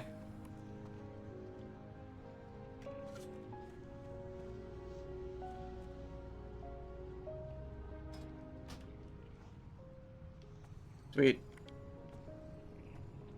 Okay. I'm hoping the lack of healing was largely just due to most people dying, and that we'll be able to stay in and do damage to the boss a lot more this time. Because the last time, the healing was so minimal, my health would get low, I'd run away, and I just wasn't able to go back in because I wasn't getting healing. But that just meant that, like, I couldn't do much damage. I need to get my chest waxed again. Alright, here we go. Round 2, Shazzrah. I'll give you crazy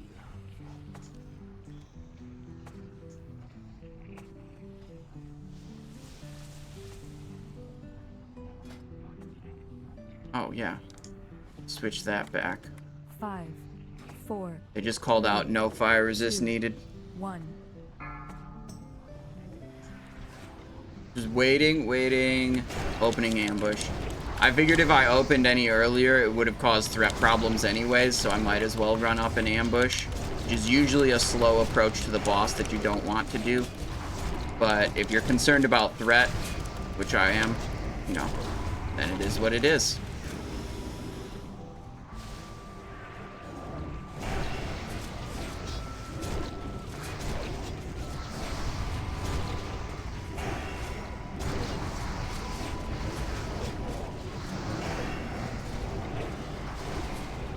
Good Renataki usage.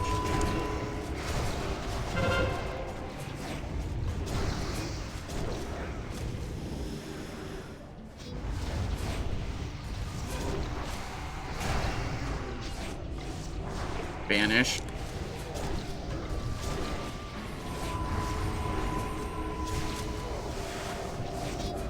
My potion is all chewed through at this point.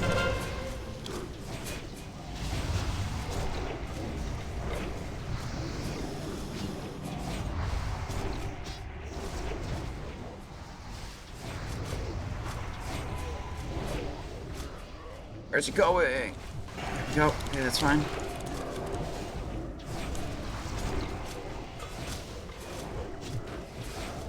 Man, these Envenoms are actually just not hitting that hard. Oh, there he goes. We got him this time. We got him. Nope. No, no, no, don't kill me. Panicked.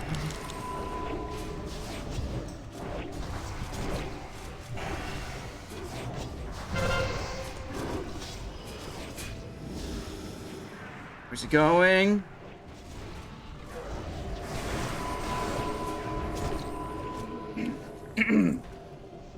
Ladies and gentlemen, we got him.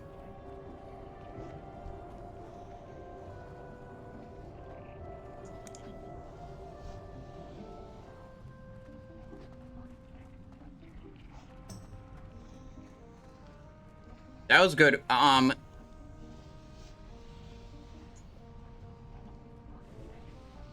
What is this doing? Oh, it's locked. I see. Unlock. We slightly cranked on that boss. Slight crankage, okay? Slight crankage here. Big. I'm liking this backstab build so far. It feels good just hitting fat backstabs and fat ambushes, you know? It's just fun, man. The Envenoms are actually pretty unimpressive. The non-criticals were 1700, the criticals were 3.6. I mean, I guess that's what happens when you're not world buffed. Maybe that's more the explanation. Cause like, we have the Vile Poisons talent. They should be hitting as hard as they hit in the assassinate, or sorry, in the mutilate build that normally is, you know, cranking Envenoms out.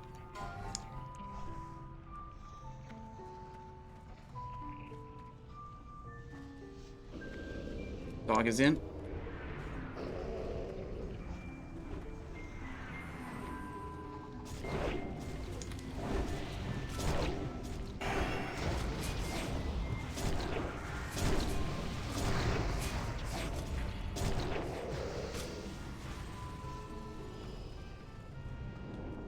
It's aggroed.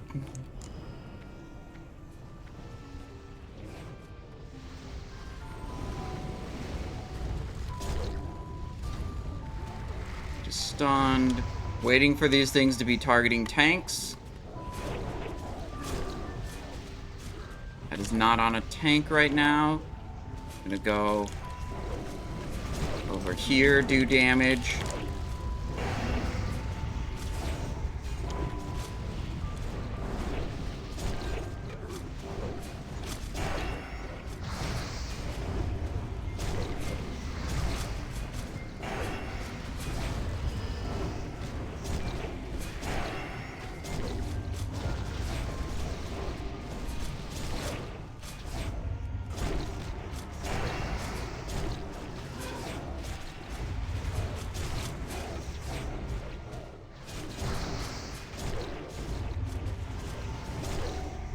I was about to hit an Envenom on 4-point, and then I was like, wait, we're not playing Mutilate.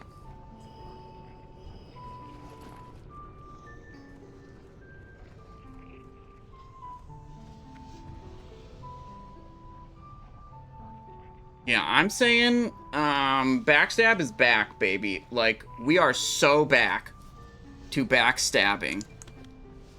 I kind of want to make my other rugs be backstab too at this point. Like, this build's just fun.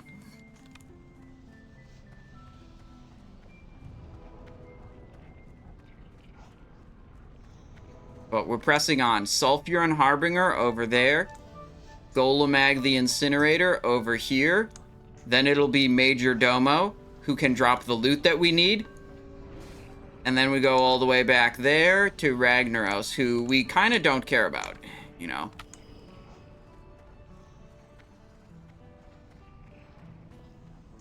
The main goal, Majordomo Executus, Corehound Tooth.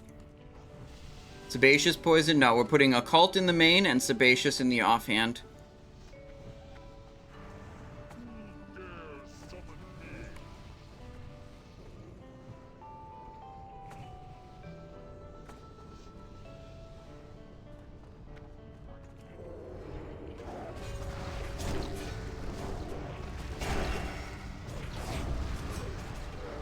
Uh-oh.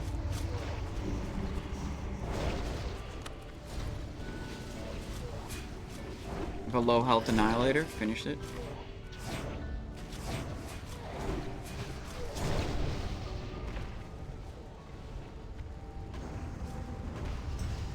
This one next. Okay.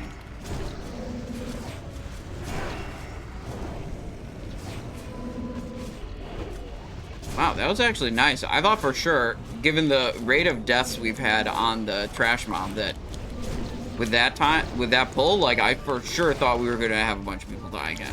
And we didn't. That was nice.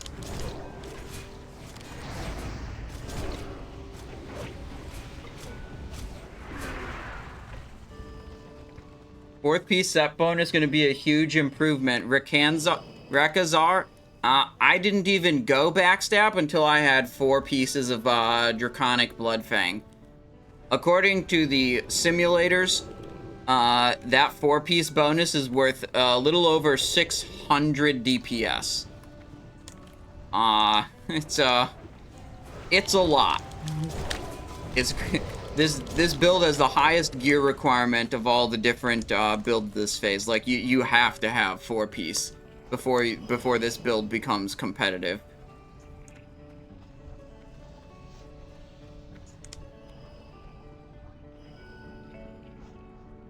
Snoop asking, are you Sebaceous offhand and Occult main? That's exactly what I'm doing right now, yeah.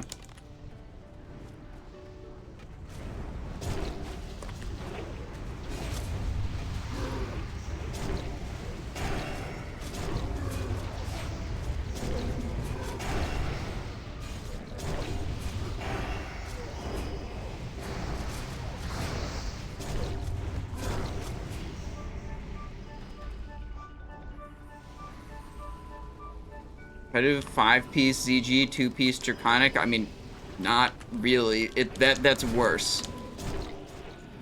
I would not call that competitive.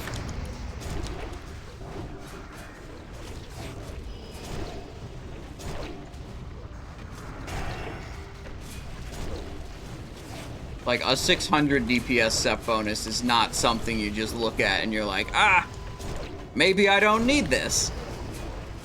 That's something, a 600 DPS set bonus is like, oh, I can't play this build unless I have that. Oh, I pulled threat.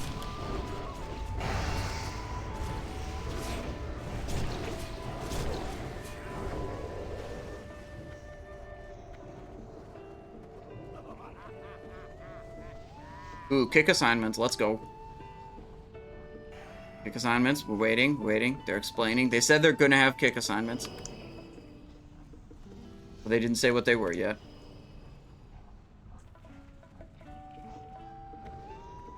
Yeah, it's just Cutthroat proc into clear casting proc into Cutthroat into clear casting into Cutthroat into clear casting, and, you just chain them together. It's pretty good.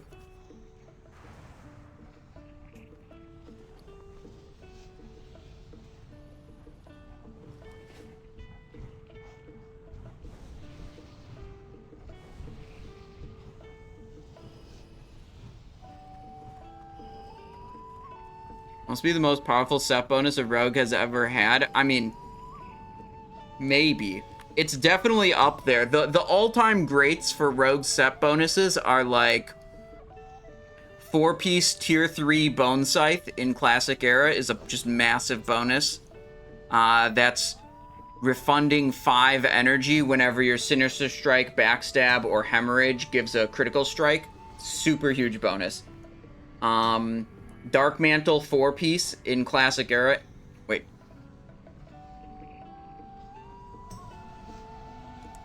Roger that. Simon on square. Dark Mantle 4-piece is a extremely good bonus, both in Classic Era and in Season of Discovery. TBC, probably the greatest. The tier 4 and 5 bonuses were all kind of mid, but the 2-piece tier 6 bonus, off the chain. Or that's the Slice and Dice Haste one, right? I think you're saying tier 7. I think tier 7 is Wrath. I think tier 6 is the Sunwell and Black Temple set. Yeah, that 2-piece Slice and Dice, increasing the haste granted by Slice and Dice by 5% is pretty big. I mean, you're just getting 5% more haste. That's a massive bonus. And like the biggest bonus in Wrath is probably the Tricks of the Trade one, where it gives you energy instead of costing energy. That's a pretty massive bonus. And I'd say it's up there with the... Oh, fuck. Okay, that was my bad. I was slightly distracted.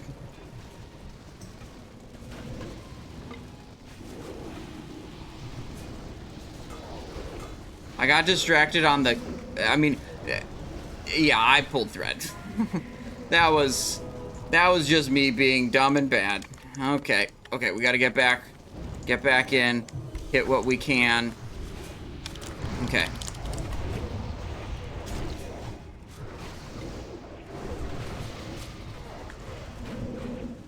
A little low on the old health pool. Gonna back out a little bit. Not gonna be focused so much on, you know, trying to crank as much damage as I can. I'm gonna focus on kicking. Okay, can't kick it. Yeah, I mean I don't have health right now. I need to get a little bit of healing. There's a lot of deaths at the start, admittedly. That was definitely, that was my bad too. Like I needed to not backstab first global, right? I needed to wait.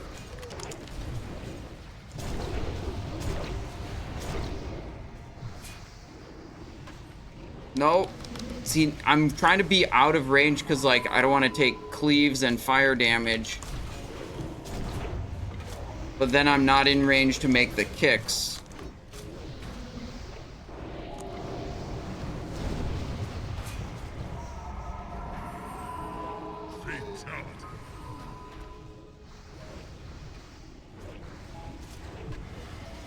Let's look at damage taken.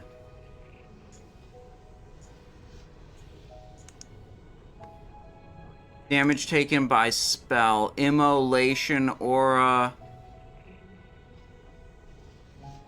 114k.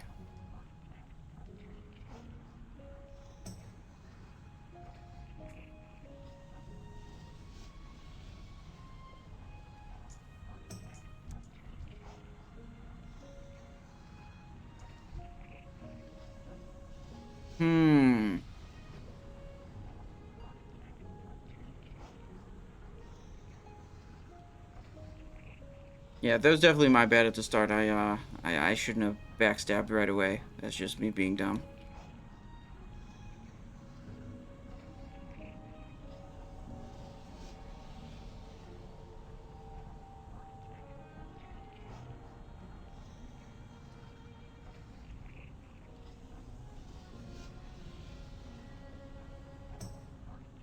Right, I'm looking at our damage taken too. The highest is from Immolation Aura. I don't think there's a lot we can do about that. But the second highest was from Shadowward Pain, 119,000 damage. More damage than they even dealt with melee attacks. That one we can do something about. That can be dispelled off of people.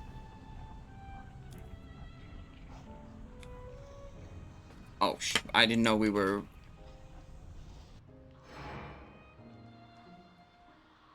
Oopsies. Oh, we gonna make the jump? Okay, no.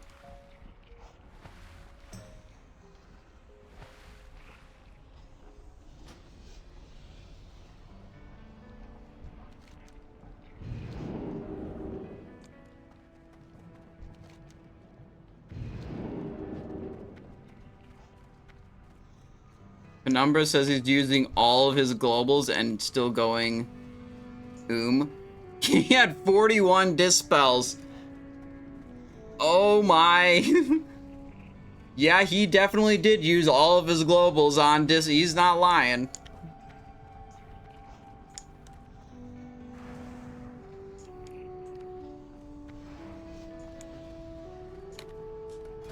Alright, let's go Sebaceous offhand. Occult main hand. Hit this Goose. Juju Power. Juju Might. A little bit of stamina here. A little bit of this. Okay.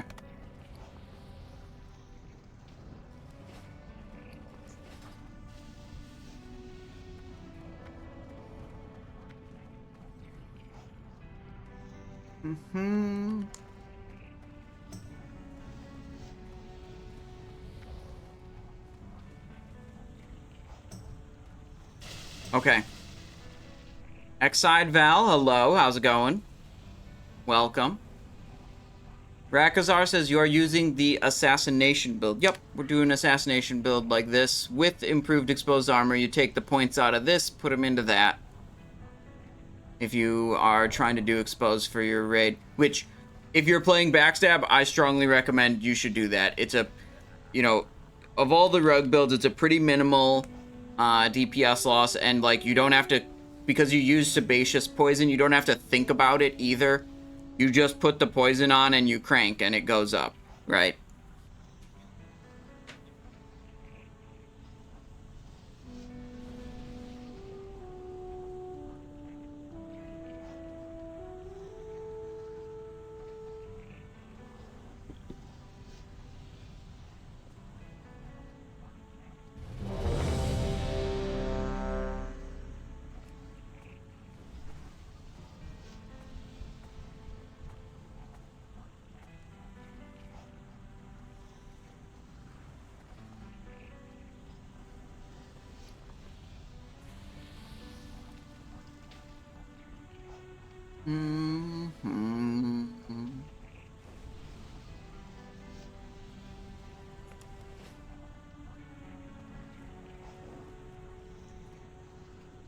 Well, this guy does not have a lot of mana. It looks like the marks are gone. You might want to put those out again.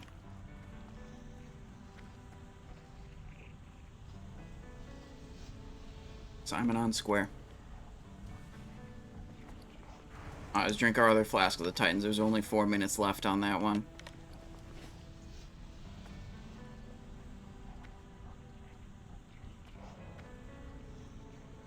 Wait, this guy's offline.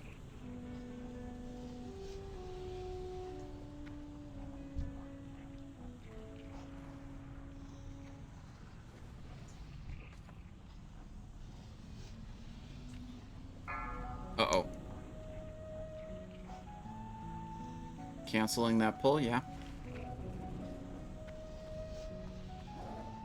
5, 4, 3, 2, 1.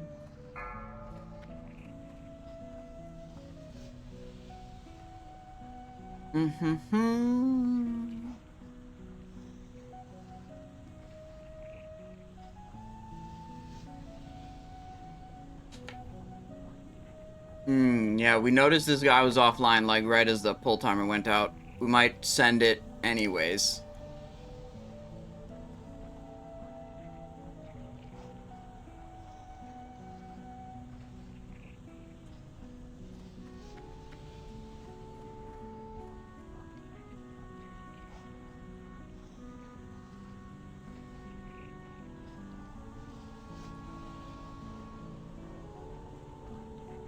Okay.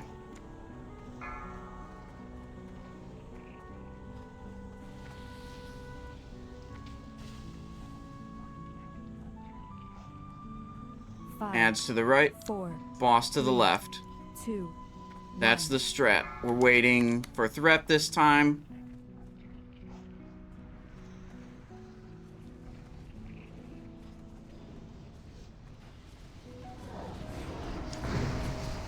Waiting.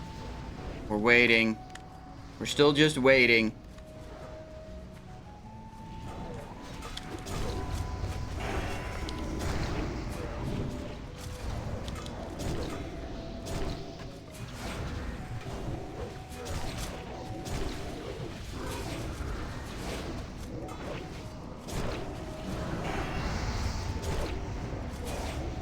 Good Renataki usage there.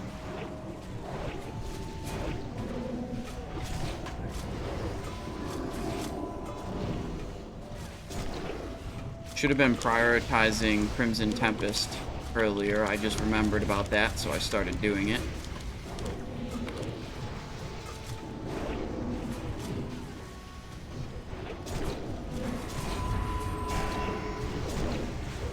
Okay, good.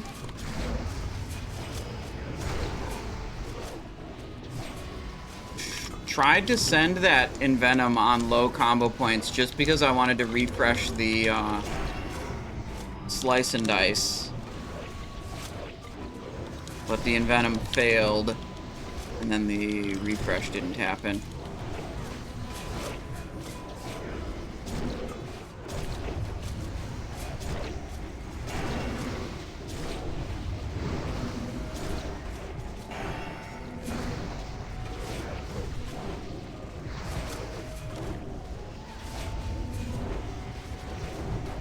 Need to vanish here. That did not appear to clear my threat. So that's going to be an issue.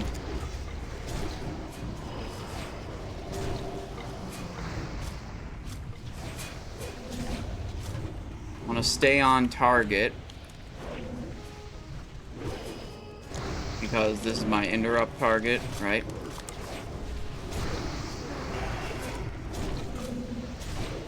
Last Crimson Tempest. Maybe that Crimson Tempest wasn't even very good because they're not gonna live. There we go. Okay, got it. What do we got? Heavy Dark Iron, Salamander, Scorch Core, Incandescent. Alright.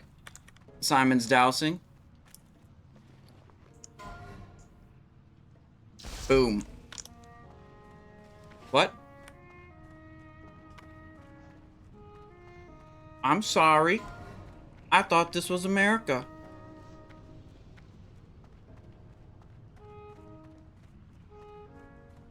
Someone said, how dare you douse?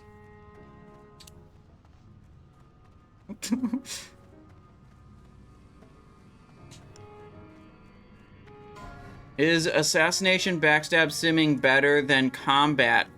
They're all very similar.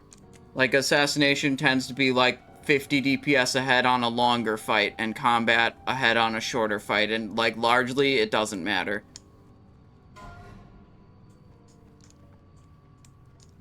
You gave the field a 10-second head start and then you gapped all of the other rogues. That's just the Simonized Show experience, okay? That's just the Simonized Show experience. I see that this is a first-time chatter, so I don't blame you for not knowing.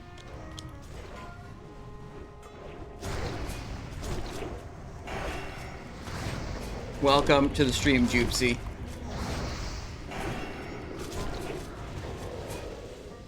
Want my TF emote? I think it's a bit donation. Simon, there is definitely a Thunder Fury emote. So there's a binding emote. Okay, hang on.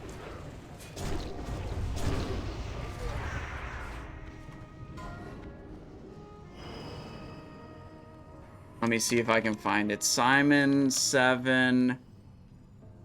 Simonize 7. T. Talon Thunder Fury. There it is.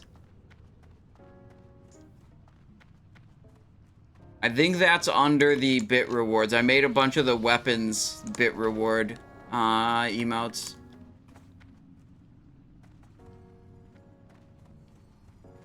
Two poisons. This is, yeah, if you are curious about what poisons you should use in what build, it's, you know, basically different for every build in every situation.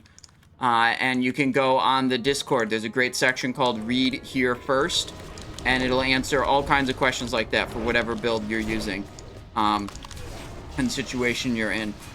What we're doing right now is we're playing Assassination Backstab, and we're applying Expose Armor for our raid. So because that's what we're doing, we're putting Occult Poison in the main hand and Sebaceous Poison in the offhand.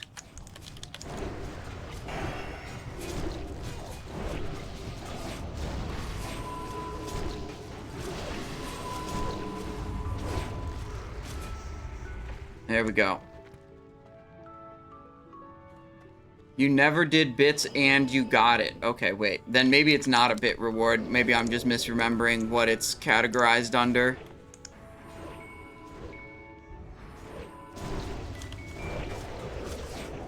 Low combo point in Venom just to save the active Slice and Dice via the Cut to the Chase refresh. There we go.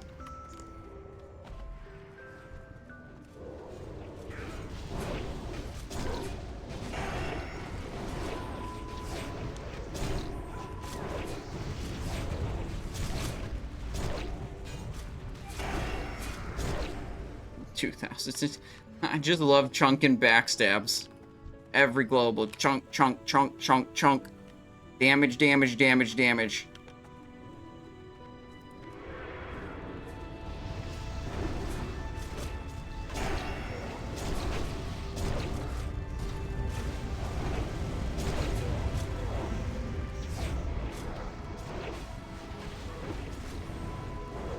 I don't know how the fuck that pulled.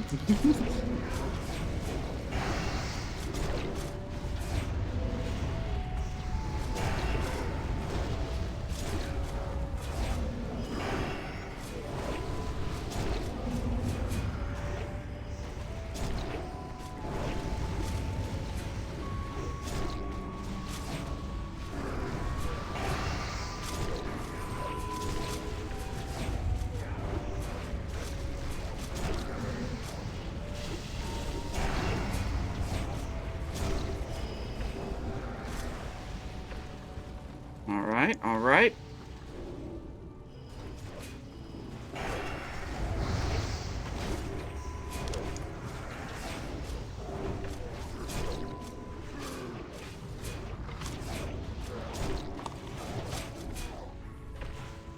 All right, Golemagg. Golemagg is a crank boss. We're gonna crank him. We don't have a nature. We were like, honestly, we were a little bit unprepared for this raid, but it is what it is.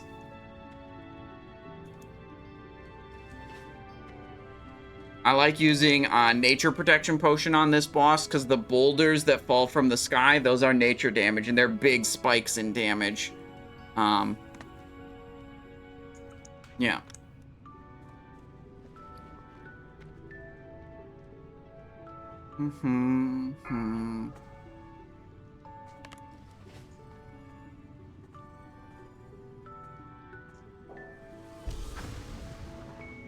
Five, 4, 3, 2. All right, here we go.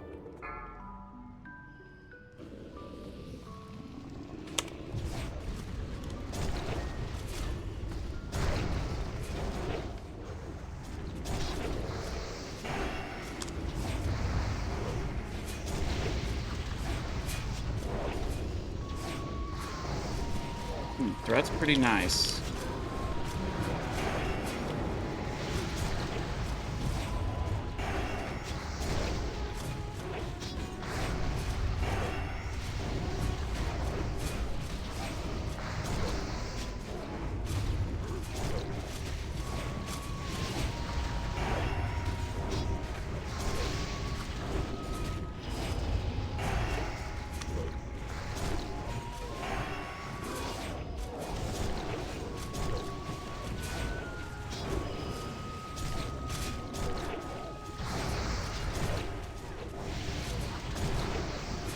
No boulders. Don't kill me.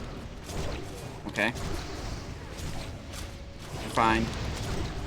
Yo, where's my ambush procs? Hello? Any ambushers in chat? Oh my god, how many in a row? Oh my god. We got screwed by RNG at the end. Completely screwed. Sulfuron Ingot, Flame Guard. Scorch Core, Staff of Dominance, Core Fellcloth Bag. Okay, guys. Okay. Listen. Next one is the boss that can drop the loot that I need. Throwing up a stream prediction. Will Core Hound Tooth drop? There we go. Prediction's up. Prediction is up. This is the time. This is where we get Core Hound Tooth. And then never return to Molten Core again, ever. Or maybe we do, just for fun. Because honestly, I'm having fun in this raid. Why wouldn't I do it again?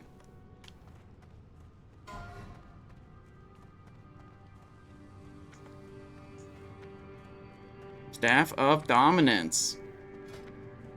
That's a lot of stats on that thing. Damn, bro.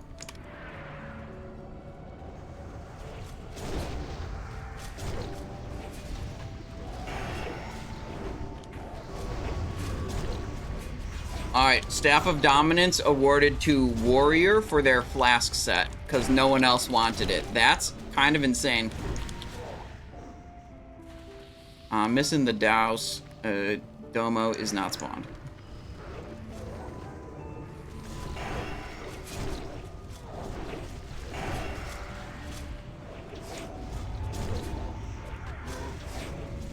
Come on. There we go. Alright.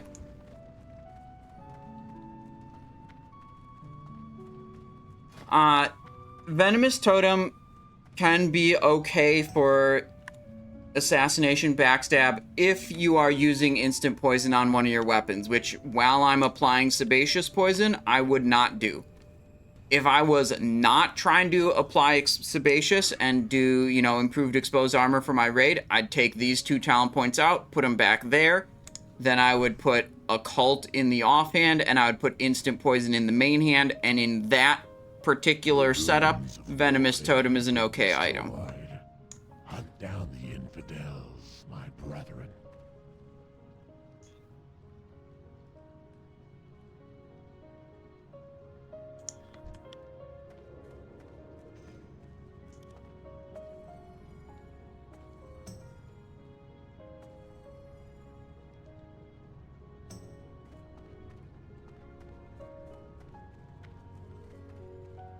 Dealing with charges on poison sounds awful. Yep, that's basically reapply the instant poison before each boss, because it has like 120 charges or something. Pretty annoying. Predictions up for Corehound Tooth. We got 3k on Believers and 1k on Doubters right now. Hat swap for good luck. If I get 15,000 channel points, I'll make the hat swap. That's how it works around here.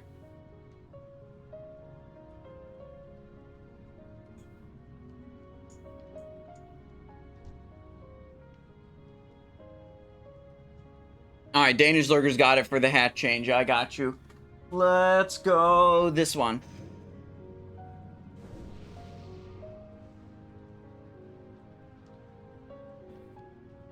Six-piece core forge bonus with your 4-piece Dracon. You can't put that many together, Ramon.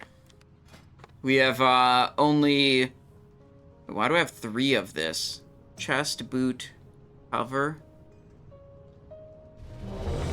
Wait, yeah, that's actually the way it's supposed to be. Yeah, that's how it's supposed to be.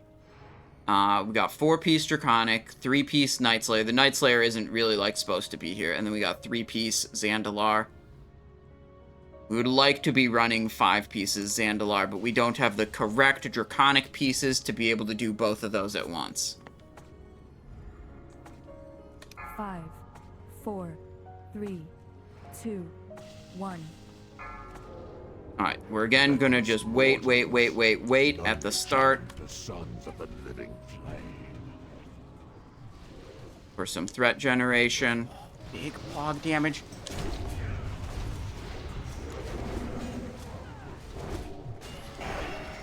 Vanished. No! I vanished and it's still... Okay, hang on. Just hit something else. Gonna go back to square. Ramon, thank you for the gifted sub. That's very generous. I appreciate that.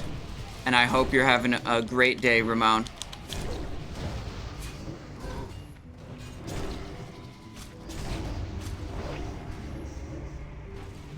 Too much threat right there. I'm just switching.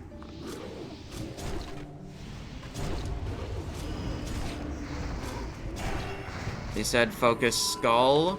Okay.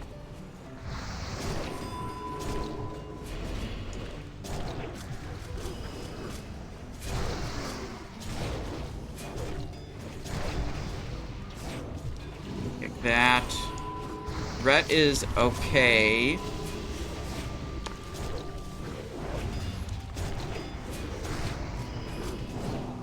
Take that.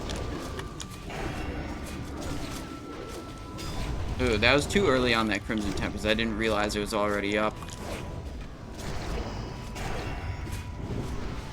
These fireball volleys are good to interrupt too, because they greatly reduce the raid damage taken if you interrupt those.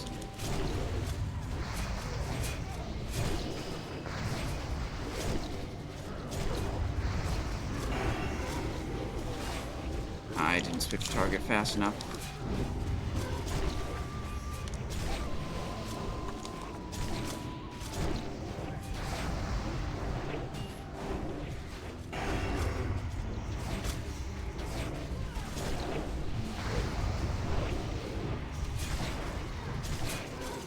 End some of these mobs. There we go. I'm gonna go back to square because the threat is totally fine now. This was my assigned kick target. I did miss a couple while I was... Okay, I'm cranking up the threat again. Okay. Oh, okay, we're dead. That's a problem. Okay. Yep.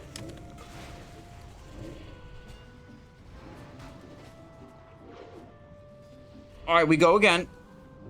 It's okay. It's okay.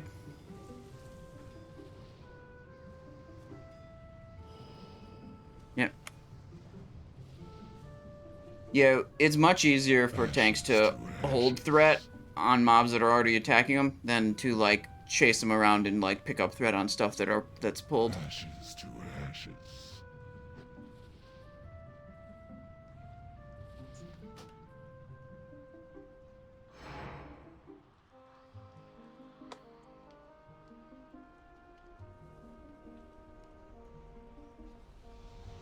Yeah, I think the main thing would just be have the DPS wait, 5 to 10 seconds. That's what I was doing on that fight and on Sulfuron at the start. I just waited till there was, 10, 15,000 threat on my target.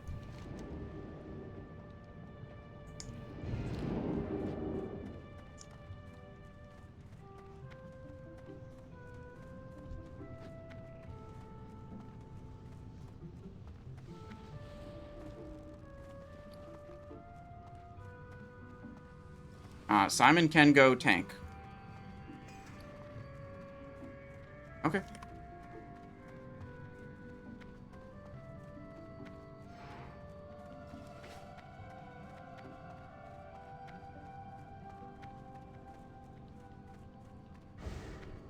I know I can tank this very well with combat.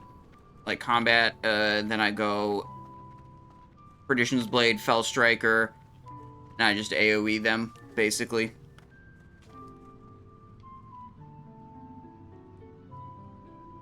Rogue tank is pretty good. I almost got promoted to tank earlier in this raid.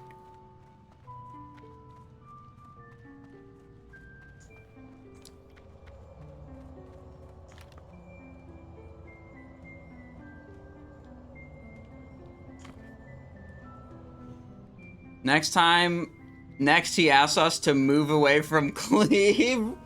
Waiting for threat? Bro. Waiting for threat was definitely not happening in the last raid.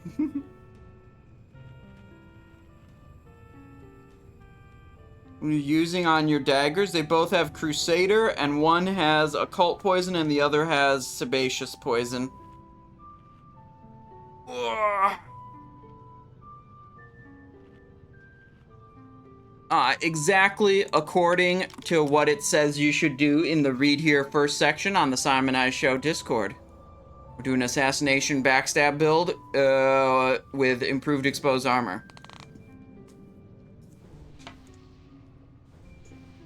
One, two, three. Yeah, I feel like we gotta have the extra stamina. This is it. We send it. We get this buff too.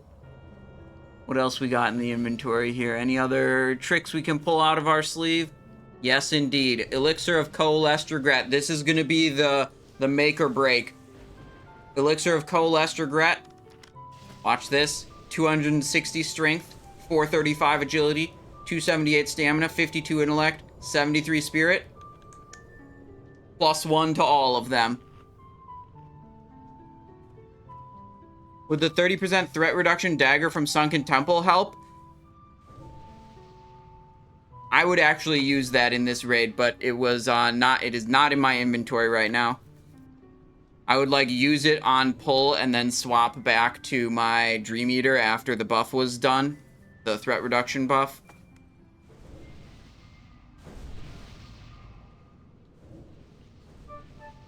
Oh, this is a change we should make. Sandstorm instead of Hodge here for this fight. Everything else is good, I think.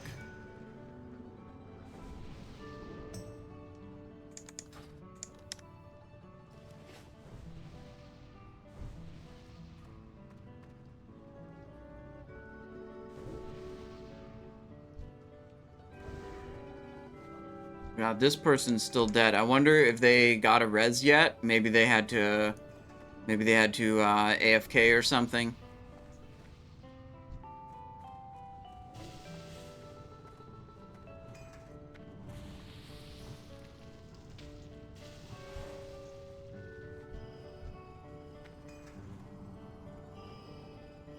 Yeah, Simon was on square.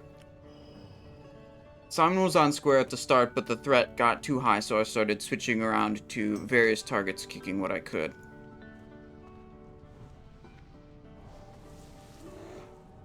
Five-piece CG plus 4-piece Draconic. No, it's 4-piece Draconic, 3-piece Zelgrub. I don't have the correct pieces of Draconic to be able to run 4 Draconic and 5 Zelgrub. I do have all the Zelgrub pieces, but one of my Draconic pieces overlaps with the Zelgrub set, and that's more important.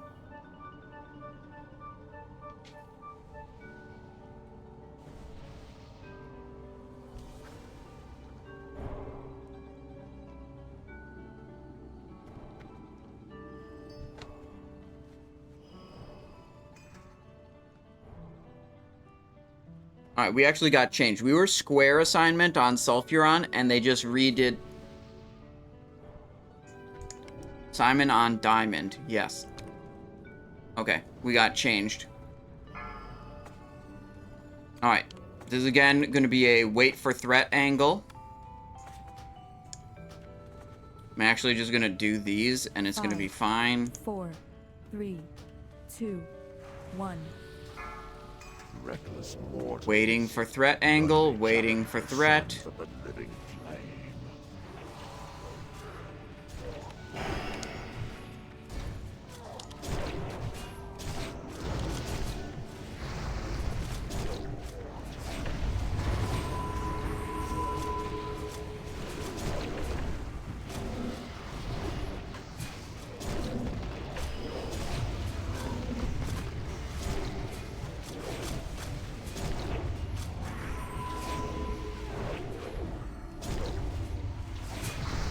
Take that fireball volley. Excellent.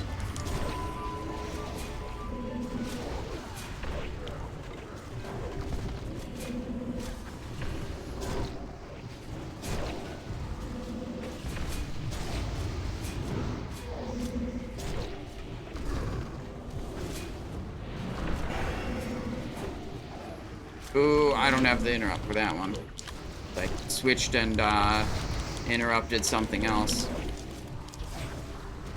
Tried to save that slice and dice cast, but I couldn't. Go. That one I got. That's a little high. So they said focus X. I'll go over there, hit this a little bit.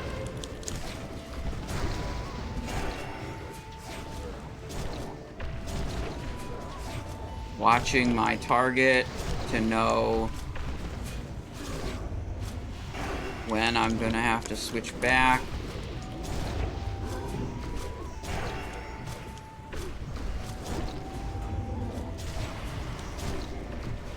Okay, good.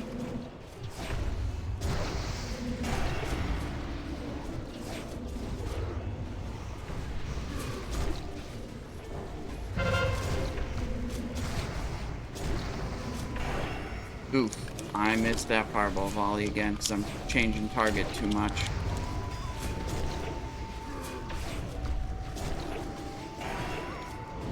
Too slow. Someone else got it.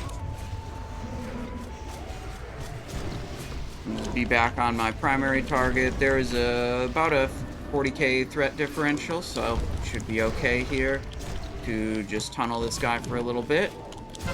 Okay, okay, this is it. This is the kill. We're gonna kill it, and we're gonna get the Corehound Tooth. We're gonna pog out of control, and then we're gonna one-shot Ragnaros. Then I'm gonna go make a frozen pizza, and I'm gonna eat it, and it's gonna be great. And then I'm gonna go to bed, and then it's gonna be the weekend.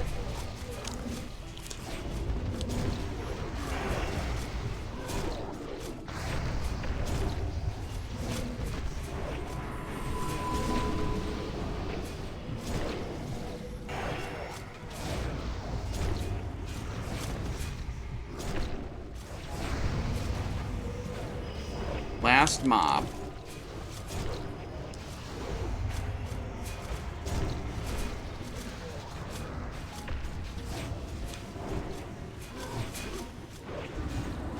Alright, closing the prediction as soon as we kill this. Okay? I need to disable that alert too. I don't care about fire and arcane reflect. Give me a break. Alright. Alright, here it is. Ending submissions. Stay your attack, mortals. I submit. Brashly. Corehound Secrets of the living Tooth. You will soon regret the recklessness of your quest. Cauterizing Band, Ancient Petrified Leaf, Incandescent Shoulder Pads, Incandescent Leggings, Incandescent Gloves, Fire Gold Shoulders. Nevertheless, seek out his lair if you dare.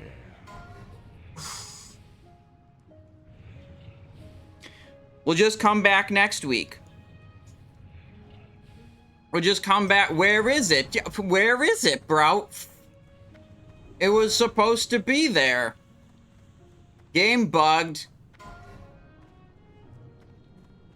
See you next week, says Dan's Dreamland. Yep.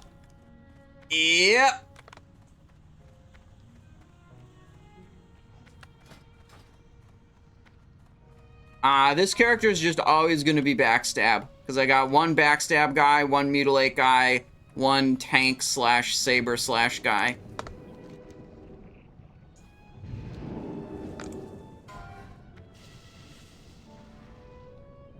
Oh my god, it's not over yet.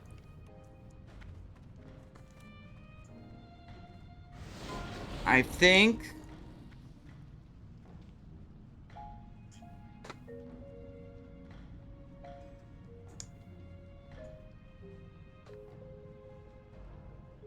some people were saying that in the assassination build,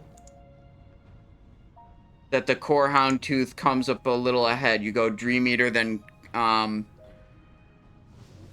Corehound Tooth. Let's double check that. That's just like other people told me this type of thing. I wonder if that's actually true.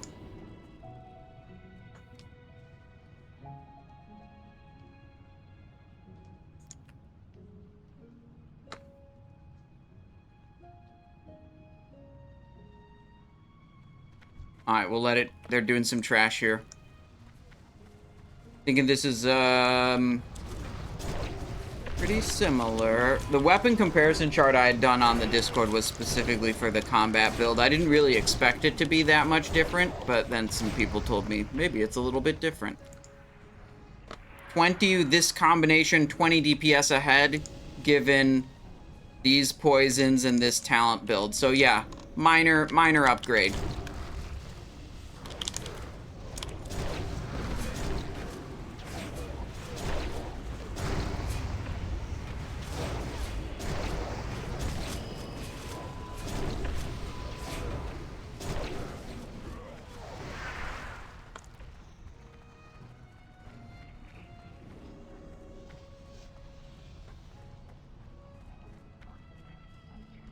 Alright.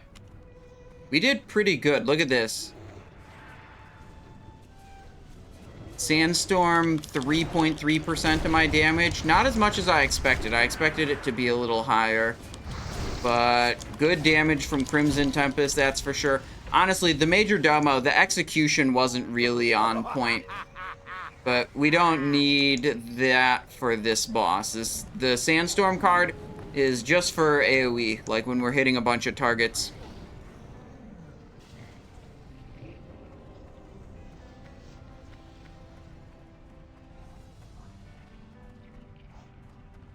What's my durability here? 44? Do we have any backup daggers in the inventory?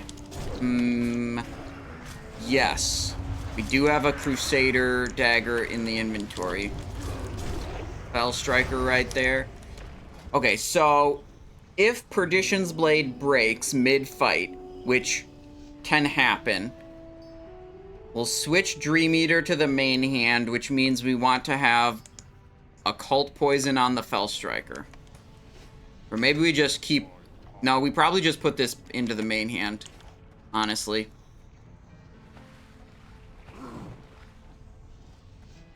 So, the reason I'm... Whoa. The fight just got started.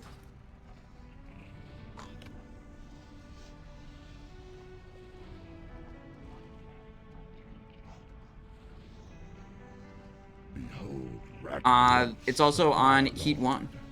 He who was ancient when this Oh, okay. world was I wasn't sure if that was bow before him. intentional or not. That's all good.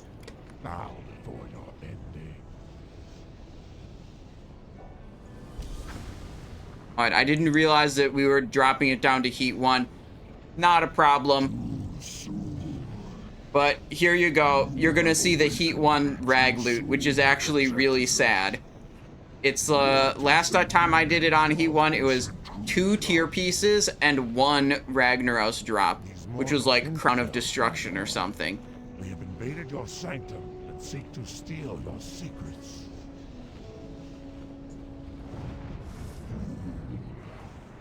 You allowed these insects to run rampant through the hallowed core. Now Alright. lead them to my very lair. You have failed me, Executus. Justice shall be met in the... It's time. There's my Fell Striker. If I need to equip it. Now Two, for you, 1. insects. Boldly you sought the power of Ragnaros. Now you shall see it. Lots of backstabs. Ooh, ambush time. Free backstab time. Ambush time. Free backstab time. Another ambush. Another ambush. Love to see it. The blades of Sulfuron.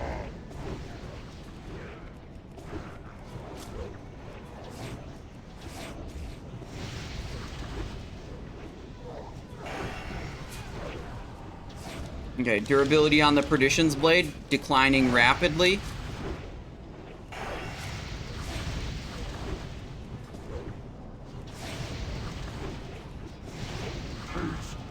Ooh, there we go.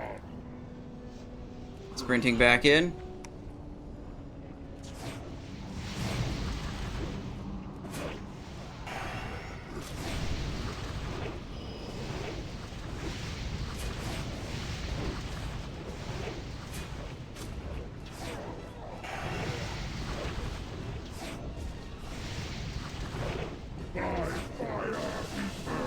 Decent opportunity for a poison knife. Kind of low energy. Haven't gotten any procs for a while. What I really should have done, and I just did there, was the Renataki trinket when I get low like that.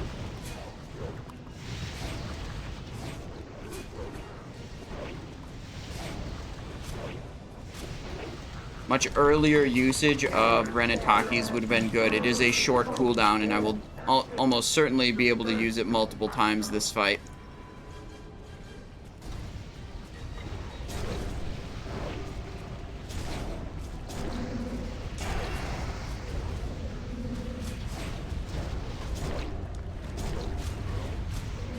Big Crimson Tempest. Little stun on that guy. Do another big Crimson.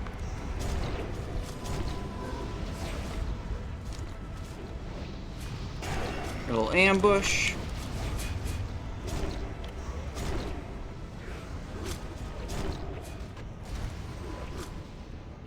Cool. Back over here. Back over here. Good, good, good.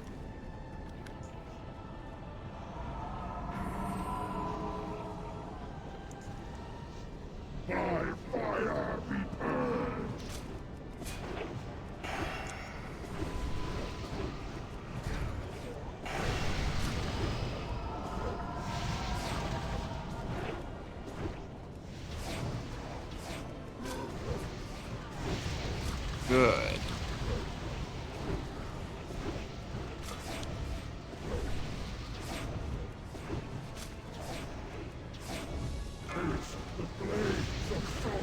Low energy.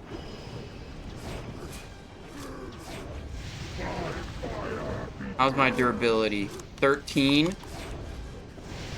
Might have to do a Fell Striker swap at some point.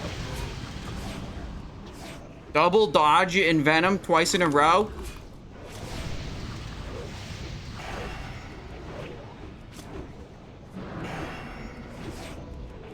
Another Renataki trinket usage. Nice.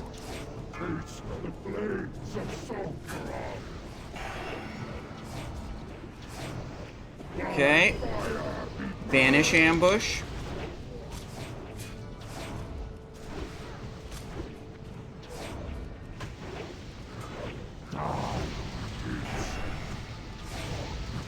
Great.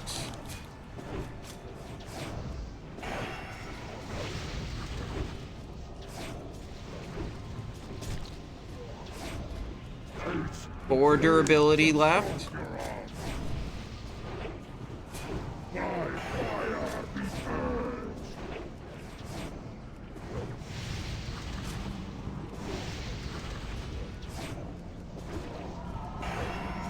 Good.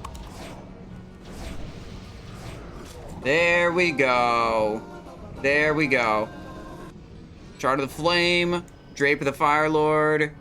Wow, this is more loot than I think is more loot than he dropped last time I killed him Heat 1.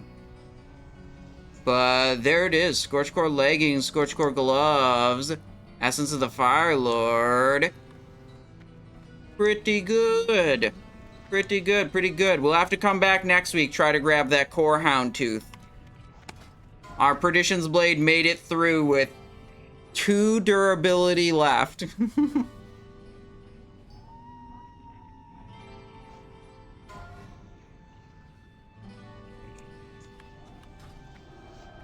I'd say that was pretty fun. I enjoyed that. Backstab seems to be cranking. I kind of like it. Mutilate's cranking. I kind of like it.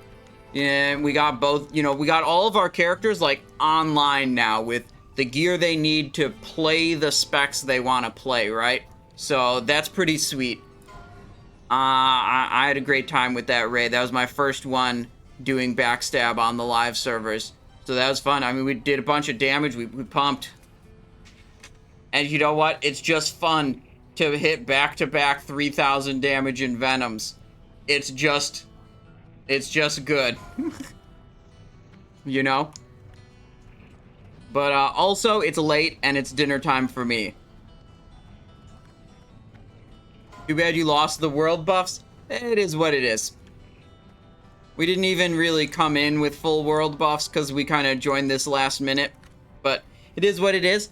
I hope you guys have a great weekend. I'll be back Monday with more streams. You know, Monday will be like a triple Zul'Gurub, triple Prince Thunderen, pretty casual day. Probably just go back-to-back pug raids and have a chill time. Then Tuesday will be Mutilate Rogue. Thursday will be Thunder Fury Tank Rogue, and maybe we'll, you know, this rogue that we played today doesn't have a, like, regular Blackwing Lair slot. So maybe we'll try to find a pug on Wednesday, maybe we'll find a pug on Friday of next week for our Blackwing Lair for this character. That's like the true test when we really are, you know, that's the current content, that's where we're gonna crank, hopefully. You know, come with full world buffs, actual better preparation. So, thank you guys so much for watching. I appreciate y'all. Hang on. Wait.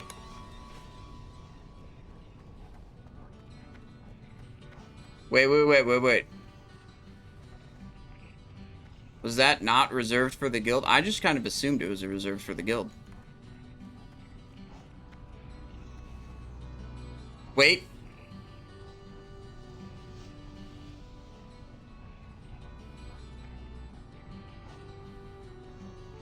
The binding, apparently, the guy they had in guild that needed it was not here. Hold up.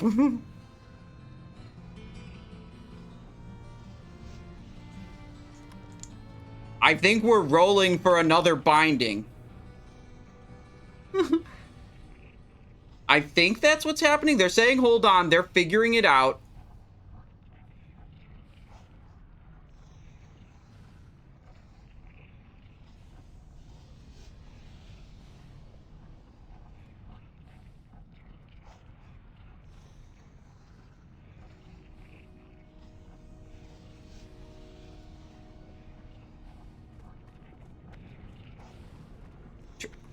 Hang on.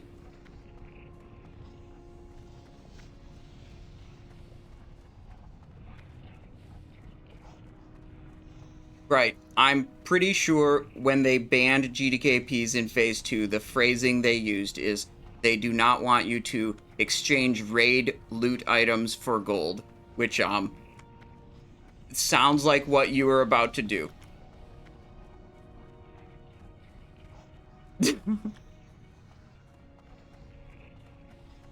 The comms aren't being streamed, but, you know, whatever. I would advise not doing that.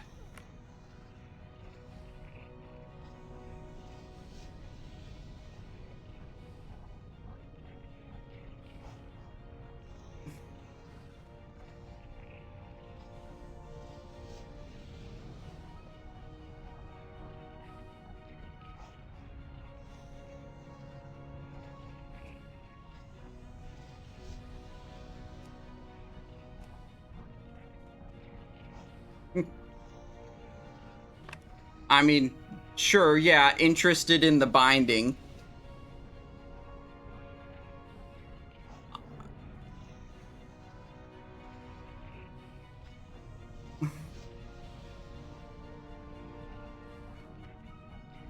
They're talking about potentially selling it.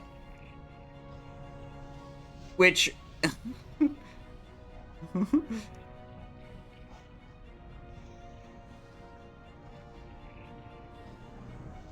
And I advise them not to do that.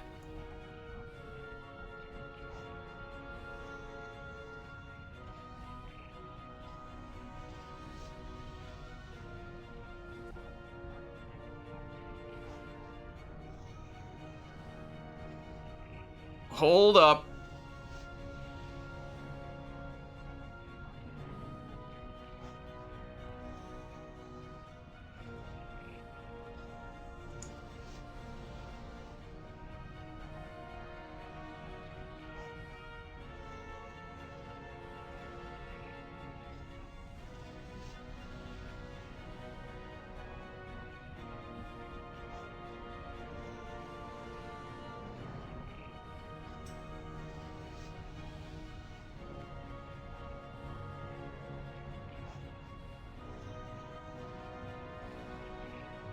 I don't know exactly what's happening. They just asked to Hearth to Orgrimmar.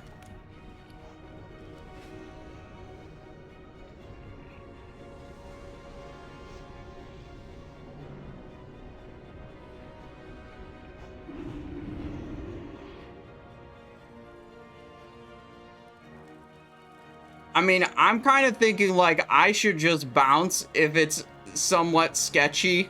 Like, they're discussing whether they're gonna sell the binding or not. And, like, I can't be... If there's any selling of raid loot for gold, I can't be involved.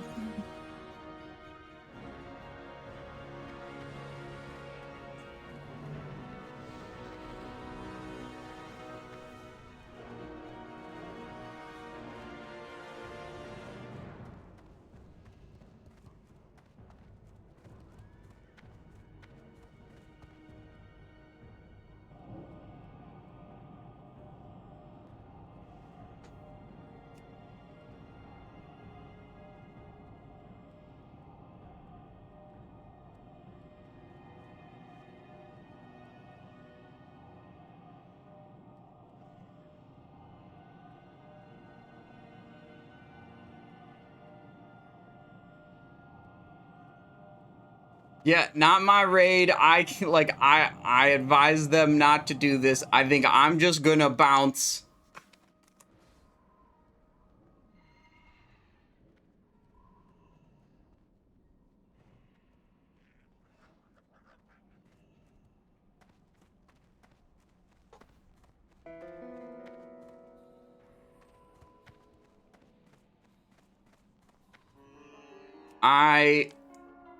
Wait, I just said, hold on, stay. I just said I was about to leave, and they said, hold on, stay. Okay.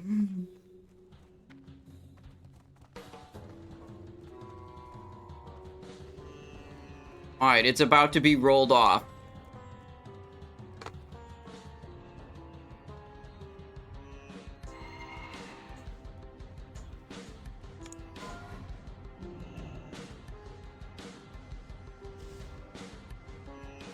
I guess we're rolling it off, is the call right now.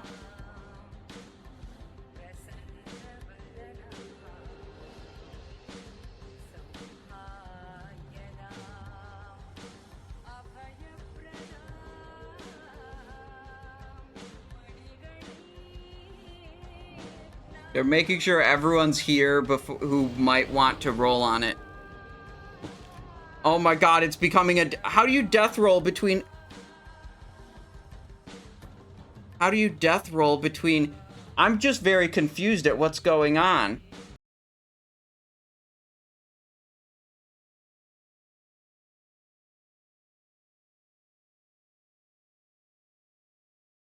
Also very confused.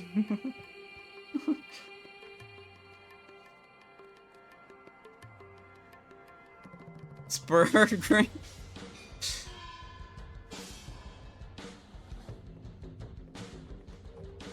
I don't know how much.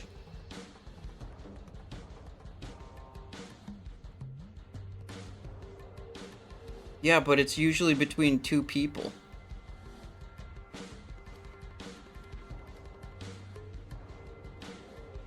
We're doing a multi-person death roll now.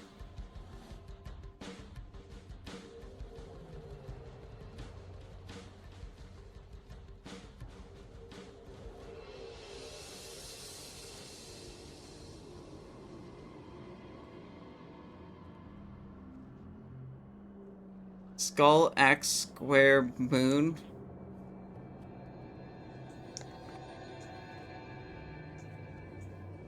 I'm extremely confused.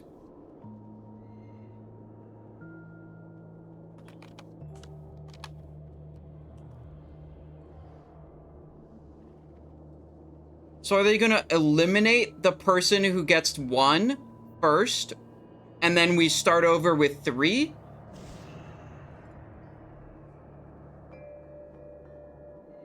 What? What?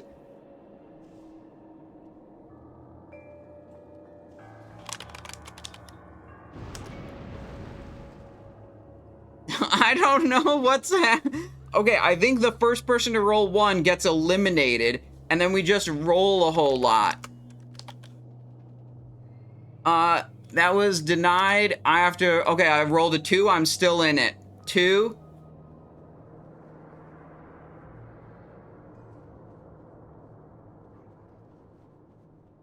2. Denied is out. Denied is out. Okay. Okay.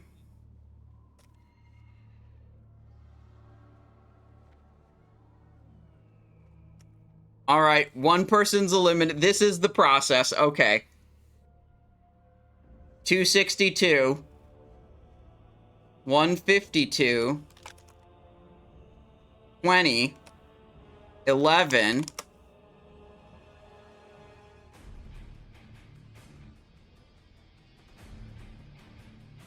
Yeah, Buster's next. Then Salt out of 5. Ooh, we're in the final 2. All right, we're in the final 2. This is a death roll for a binding. I am now totally keen on it. Whatever, I'll go first. I don't care.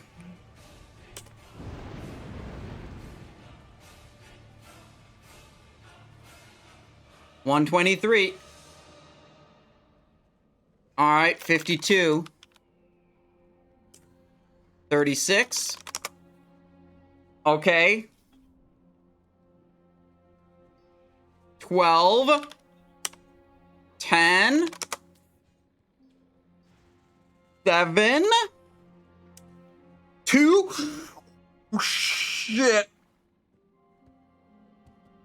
Oh! Whoa! I lied. This was awesome.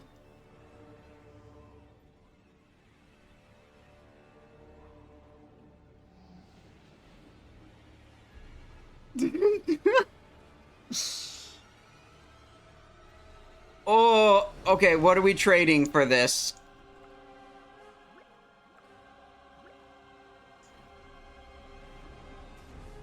Well, I was sebaceous poisoning the whole raid, man. Fine, whatever. Thank you for the binding. Thank you for the raid invite.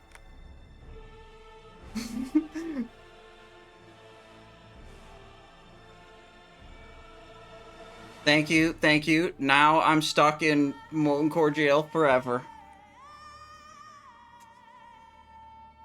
This one was the Baron Geddon binding, right? Alright, I'm cursed now. Okay. I see how it is. Thank you.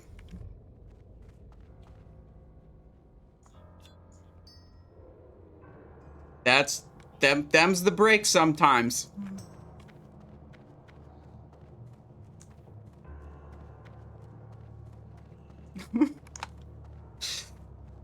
Ah. Alright, it's dinner time for me.